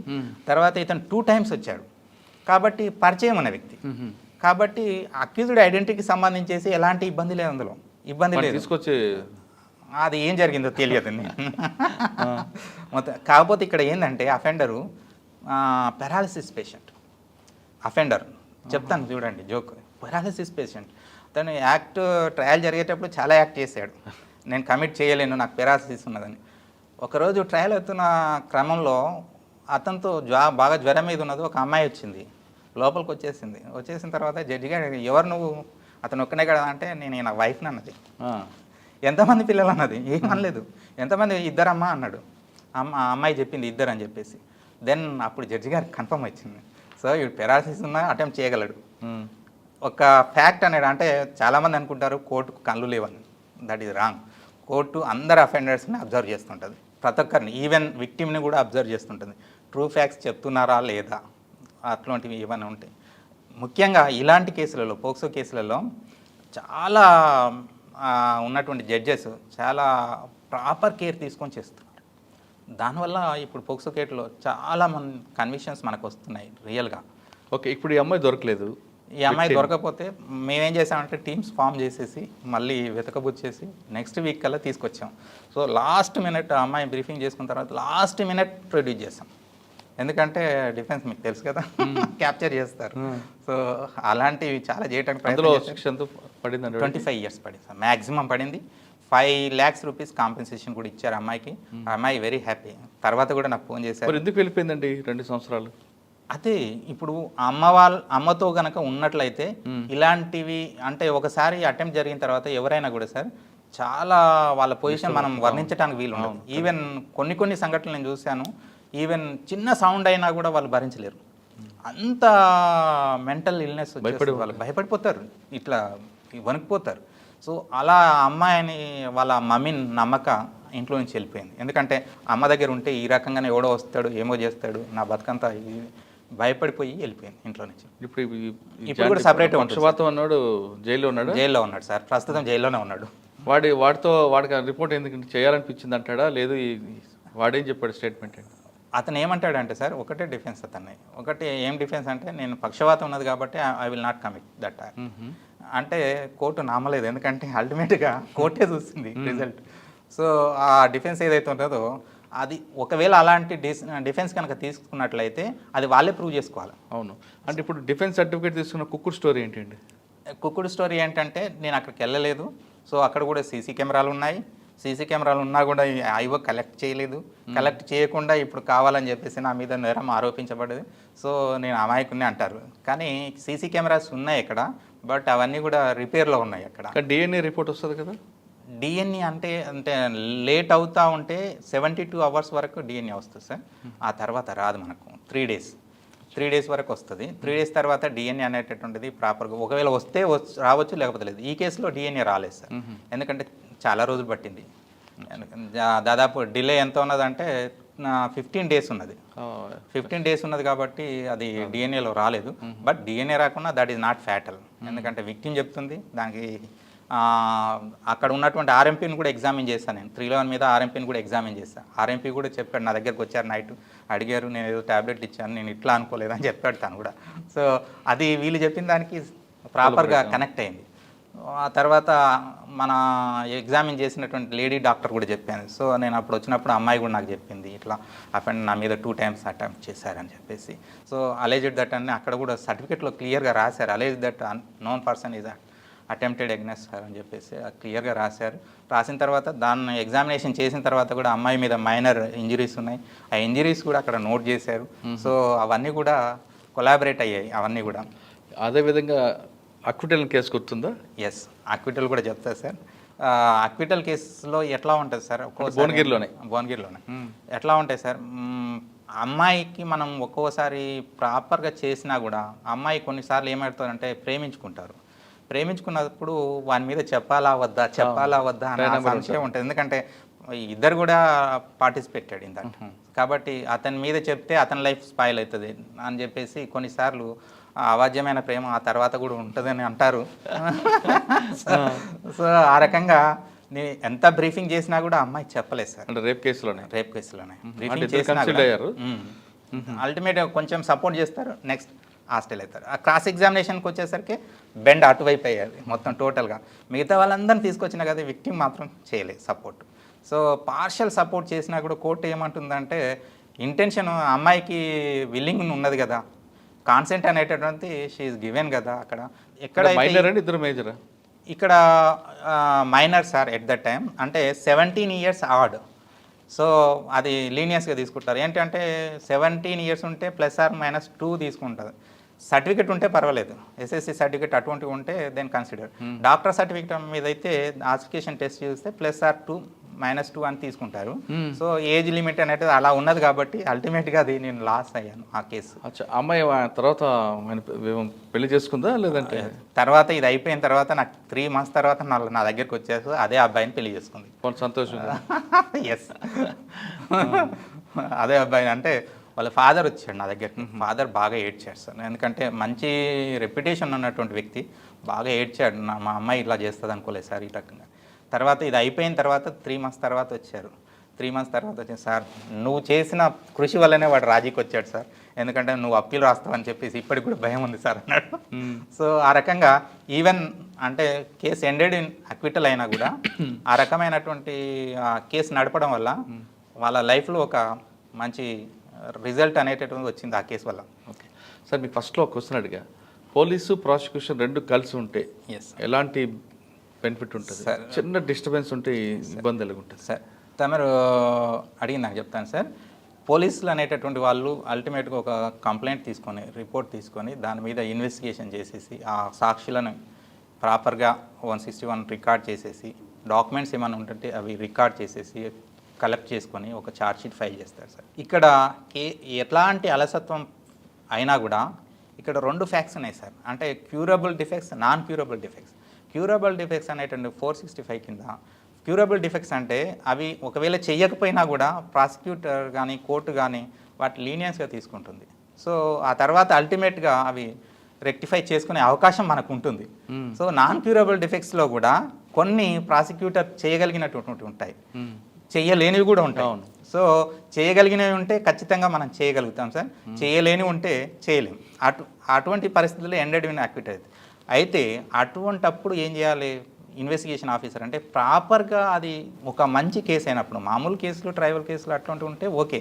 సో మంచి కేసులు అయినప్పుడు ఖచ్చితంగా ఆ యొక్క లా ఆఫీసర్ యొక్క సజెషన్స్ తీసుకోవాలి. ఎందుకంటే ఆ ఎక్స్పీరియన్స్తో వచ్చినటువంటి వాటికి రేపు నాడు ఫర్దర్గా కోర్టులో ఉన్నప్పుడు ఆ ఎవిడెన్స్ ప్రొడ్యూస్ చేస్తున్నప్పుడు ఏ రకమైన హార్డిల్స్ వస్తాయి, ఏం ప్రూవ్ చేయాల్సి వస్తుంది, దానికి ఎలాంటి ఎవిడెన్స్ కావాల్సి వస్తుంది, ఆ ఎవిడెన్స్ అనేటువంటి కలెక్షన్ చేశారా లేదా అనేటటువంటిది. అందుకనే మామూలుగా సుప్రీంకోర్టు కూడా చెప్పింది, apex court, vetting of chargesheet ఖచ్చితంగా చేయాలి అని చెప్పేసి. వెట్టింగ్ ఆఫ్ ఛార్జ్షీట్ చేసినప్పుడు ఇలాంటి సమస్యలు రావు. ఎందుకంటే ఐఓ కానీ ఇన్వెస్టిగేషన్ ఆఫీసర్ కానీ ప్రాసిక్యూటర్ కానీ డిఫరెంట్ కాదు. ఎందుకంటే these are the wings. Logical ఎందుకు రావాల కేసు అంటే వీళ్ళు ప్రాపర్గా మంచిగా ఆలోచించి, ఈగోస్ ఈజ్ ఎప్పుడు పనిచేయవు సార్, ఈగోస్ అనే అవసరం లేదు ఇక్కడ. ప్రాపర్గా కలెక్షన్ చేసి ప్రాపర్గా ఒక లా ఆఫీసర్ ప్రజెంట్ చేయగలిగితే ended with good conviction, logical ఎండ్కి వస్తుంది కేసు. సార్ ఈగో విషయం పక్కన పెడదామండి. వాళ్ళకున్న వర్క్ లోడ్లో మీతో డిస్కస్ చేయాలన్న టైం లేకపోవడంతో కొన్ని అనర్థాలు జరుగుతుంటాయి. అంటే అటువంటి అనర్థాలు మీరు ఎలా కాపాడతారు సార్? ఆఫీసర్ డైరెక్ట్గా రావాల్సిన అవసరం లేదు. ఫస్ట్ ఆఫ్ ఆల్ కానిస్టేబుల్ రావడానికి ఆయనకు బందోబస్తులు ఉన్నాయి కదండి. అంటే ఇప్పుడు మనం విడదీయలేనటువంటి సంబంధం సార్. ఇప్పుడు వాళ్ళకు ల్యాండ్ ఆర్డర్ ప్రాబ్లమ్స్ ఉంటాయి, ఆ తర్వాత బందోబస్తులు ఉంటాయి, అవన్నీ కూడా విడదీయలేని సంబంధం. అలా అని చెప్పేసి ఇన్వెస్టిగేషన్స్ పక్కకు పెట్టలేం కదా. ఎంత ఉన్నా కూడా మాకైనా వాళ్ళకైనా డ్యూటీ ఈజ్ డ్యూటీ. ఖచ్చితంగా డ్యూటీ పర్ఫెక్ట్గా చేయాల్సిందే.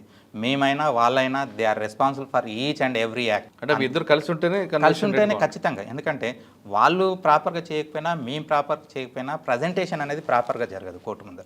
ఎప్పుడైతే ప్రజెంటేషన్ అనేది ప్రాపర్గా జరగదో ఇమీడియట్లీ దాని రిజల్ట్ అనేది తమకు తెలిసి ఎట్లా అవుతుంది. అవును సార్, మీ దగ్గరకు వచ్చే విక్టిమ్కి లేదా విట్నెస్లకి ముందు బ్రీఫింగ్ చేస్తారు, రిఫ్రెషింగ్ మెమరీ. అది చేయాలంటే వాళ్ళకు మంచి అట్మాస్ఫియర్ కావాలి. మీరు భువనగిరి లాంటి కోర్టు తీసుకుంటే చెట్ల కిందే ఉంటారు. మరి వాళ్ళని మంచి వాతావరణంలో వాళ్ళు బ్రీఫ్ చేయాలంటే కొన్ని చోట్ల మంచి రూమ్స్ ఇచ్చారు సార్, కొన్ని చోట్ల లేవు. ఇప్పుడు భువనగిరిలో ఆ ఫెసిలిటీ లేదు. నేను చెట్టు కిందనే బ్రీఫింగ్ చేస్తాను ఇప్పటికి కూడా. ఎందుకంటే ఒక్కటి జాగ్రత్త తీసుకుంటాం, అక్కడ వాళ్ళకి సంబంధించిన కేసుకు సంబంధించిన వాళ్ళు కానీ ఎవరు కూడా లేకుండా చూసుకుంటాం. ఆ తర్వాత మన పట్ల మనం చూపించేటటువంటి ఎంతసియాజం ఆ కేసు పట్ల, ఆ విక్టిమ్కు ఆ విట్నెస్కి అర్థమయ్యే విధంగా మేము చెప్తాం. విక్టిమ్ యొక్క సైకాలజీని, ఆ విట్నెస్ యొక్క సైకాలజీని, పల్స్ని పట్టుకోవడానికి మేము ట్రై చేస్తాం. తర్వాత ఎలాంటి క్వశ్చన్ అడిగితే అతను ప్రాపర్గా మనకు ఆన్సర్ చెప్తాడు, ఎలాంటి ఆన్సర్ వస్తుంది అనేటటువంటిది కొంచెం మేము అబ్జర్వ్ చేస్తాం. చేసిన తర్వాత అతన్ని కోర్టులో ప్రవేశపెట్టడం జరుగుతుంది. కానీ అన్ని ఫెసిలిటీస్ ఎట్ ఏ టైం రావండి, ఇంకా కొన్ని రోజులు పడుతుంది. ఎందుకంటే ఇప్పుడిప్పుడే గవర్నమెంట్ కోర్టు బిల్డింగ్స్ కడుతుంది, చాలా చోట్ల లేవు. మా డైరెక్టర్ మేడం కూడా చాలా ట్రై చేస్తుంది ఈ విషయంలో. హైకోర్టులో కూడా రిప్రజెంటేషన్ ఉన్నది. చాలా చాలా అసలు అంతకుముందు కంటే ఇప్పుడు కొంచెం బెటర్ ఉంది మా పరిస్థితి. ఎందుకంటే బుక్స్ విషయంలోనైనా ట్రైనింగ్ విషయంలోనైనా కూడా చాలా బెటర్గా ప్రాసిక్యూషన్ డిపార్ట్మెంట్ అనేది ఇంతకుముందు ఎవరికి అర్థం కాదు, ఇప్పుడు మాత్రం కొంచెం అందరిలో వచ్చింది. ఎస్ సార్, ఎస్, నిజం. ఇది గుర్తింపు సార్. ఎందుకంటే మనకు గుర్తింపు ఉన్నప్పుడు మనం ఎలా గుర్తింపు పొందుతామో ఆ రకంగా మనము ఆ సొసైటీలో భాగమైపోతాం. ఎవరైనా కూడా పోలీస్ డిపార్ట్మెంట్ అయినా మేమైనా మరోవరైనా కూడా ఇది ఎందుకోసం ఉన్నది ఈ వ్యవస్థలు అంటే సొసైటీ కోసమే. సొసైటీలో వాళ్ళకు కావాల్సినటువంటి సర్వీస్ ఇవ్వడానికి, ఆ సర్వీస్ అనేది ప్రాపర్ సర్వీస్ ఇవ్వగలిగితే కనుక మనం సక్సీడ్ అయినట్లే. కరెక్ట్. ప్రాపర్ సర్వీస్ మనం ఇవ్వగలగాలి. సర్వీస్ ఇవ్వగలగాలంటే ఆ ఆఫీసర్ మీదనే ఆధారపడి ఉంటుంది. కాబట్టి మన దగ్గరకు ఎవరైనా విట్నెస్లు వచ్చినప్పుడు ప్రాపర్గా డీల్ చేయడం అనేది చాలా ఇంపార్టెంట్. కేసుతో కూడా ప్రాపర్గా డీల్ చేయడం అనేటువంటిది చాలా ఇంపార్టెంట్ సార్. అలా డీల్ చేయలేనప్పుడు అల్టిమేట్గా మన నెగిటివ్ ఇంపాక్ట్ వస్తుంది. అది ఓకే సార్, ఫైనల్గా చెప్పండి, మీ డిపార్ట్మెంట్లోకి వచ్చే వాళ్ళకి మీరు ఇచ్చే మెసేజ్ ఏంటి? ఖచ్చితంగా రావాలి సార్. ఎందుకంటే సర్వీస్ అనేటటువంటిది, స్కిల్స్ అనేటటువంటి చాలా తక్కువ మందికి ఉంటాయి సార్. ఆ స్కిల్స్ అనేది అంటే చాలామంది ఏం చేస్తారంటే స్కిల్స్ రెండు రకాలు సార్. చాలా మాట్లాడి స్కిల్ చూపించేవాళ్ళు, ఏం మాట్లాడకుండా స్కిల్ చూపించేవాళ్ళు. సో అవసరమైనంత మేరకు మాట్లాడి స్కిల్ చూపించేవాళ్ళు. సో ఆ స్కిల్ ఉన్నవాళ్ళు డిపార్ట్మెంట్లోకి వస్తే ఇక్కడ ఎర్నింగ్ చూడొద్దు. ఎందుకంటే మనం సమాజానికి ఏం సేవ చేస్తున్నాం అనేటటువంటిది చూడాలి. సమాజానికి ఏ రకంగా సేవ చేస్తున్నది, దీని ద్వారా సమాజానికి సేవ చేసే అవకాశం మనకు వచ్చిందని భావించిన వాళ్ళు ఖచ్చితంగా రావాలి. ఎందుకంటే చాలామందికి ఇప్పటికి కూడా చాలామందికి ఈ రకమైనటువంటి సర్వీస్ ఇంకా అందట్లేదు. చాలా రకాలుగా మనం ముందుకు వెళ్ళి ఈ ప్రజలకు సర్వీస్ చేయాలి ఖచ్చితంగా. అందుకనే డిపార్ట్మెంట్ ఏం చేసింది, మన కోవిడ్ కంటే ముందు కూడా అక్కడ ఇన్సిడెంట్ జరిగింది. ఏంటి, రేప్ కేసులు మన మహబూబ్నగర్ దగ్గర టోల్గేట్ దగ్గర జరిగింది. అప్పుడు మన డిపార్ట్మెంట్ కూడా ఒక ప్రోగ్రామ్స్ తీసుకుంది. ఆ కాలేజీలకు స్కూల్స్కి వెళ్ళేసి అక్కడ ఉన్నటువంటి గర్ల్స్ని ఎన్లైట్ చేయడం, దీనివల్ల ఎట్లా దాన్ని ఓవర్కమ్ కావచ్చు, ఏ రకంగా ఈ చట్టం ఉన్నది దీన్ని ఏ రకంగా మనం యూజ్ చేసుకోవాలి అని చెప్పేసి ఆ రకమైనటువంటి ప్రోగ్రామ్స్, ఎన్లైట్మెంట్ ప్రోగ్రామ్స్ అనేటువంటి మా డిపార్ట్మెంట్ కూడా చేస్తుంది. ఖచ్చితంగా ఎవరైనా దీనికి ఆహ్వానించినట్లయితే మా తరపున మా యొక్క డిపార్ట్మెంట్ ఎప్పుడు సంసిద్ధత ఉంటుంది. మా మేడం కూడా దాన్ని ప్రోత్సహిస్తుంది. ఎందుకంటే అది ఆ రకమైనటువంటి ఉత్సాహం రావాలి సమాజంలో. అంటే prosecution department is part and parcel of other departments లాగానే ఇది కూడా ప్రజలలో ఒక డిపార్ట్మెంట్. దీన్ని కూడా అందరి దగ్గరికి తీసుకెళ్లాలనేది మా ప్రయత్నం. సో కోర్టులోనే కాదు, కోర్టు బయట కూడా వర్క్ చేయాలనేది, రెండు వైపులా కూడా. పేద ప్రజలకి, అన్యాయం జరిగిన ప్రజలకి న్యాయం చేయాలంటే ఖచ్చితంగా లాలో రండి అంటున్నారు సత్యనారాయణ గారు. ఆయన చేసిన సర్వీస్లో కేవలం కమర్షియలే కాకుండా అంటే బతకడానికి డబ్బులు తీసుకోవాలి కానీ సర్వీస్ చేయడంలో ఆయన ప్రధాన పాత్ర పోషించారు. ఆయన చెప్తున్నట్లుగా ఇందులో మంచి ప్రొఫెషన్, ప్రజలకి సేవ చేయాలనుకుంటే, ప్రజలకు న్యాయం చేయాలంటే సొసైటీలో మీరు ఒక భాగస్వామి అవ్వాలంటూ ఖచ్చితంగా ఈ డిపార్ట్మెంట్ అంటే అంటూ చెప్తున్నారు సత్యనారాయణ గారు. ఇది వారం సత్యనారాయణ గారితో ఎక్స్క్లూజివ్ ఇంటర్వ్యూ. వచ్చే వారం మరో గెస్ట్తో మళ్ళీ కలుద్దాం. అంతవరకు నమస్కారం.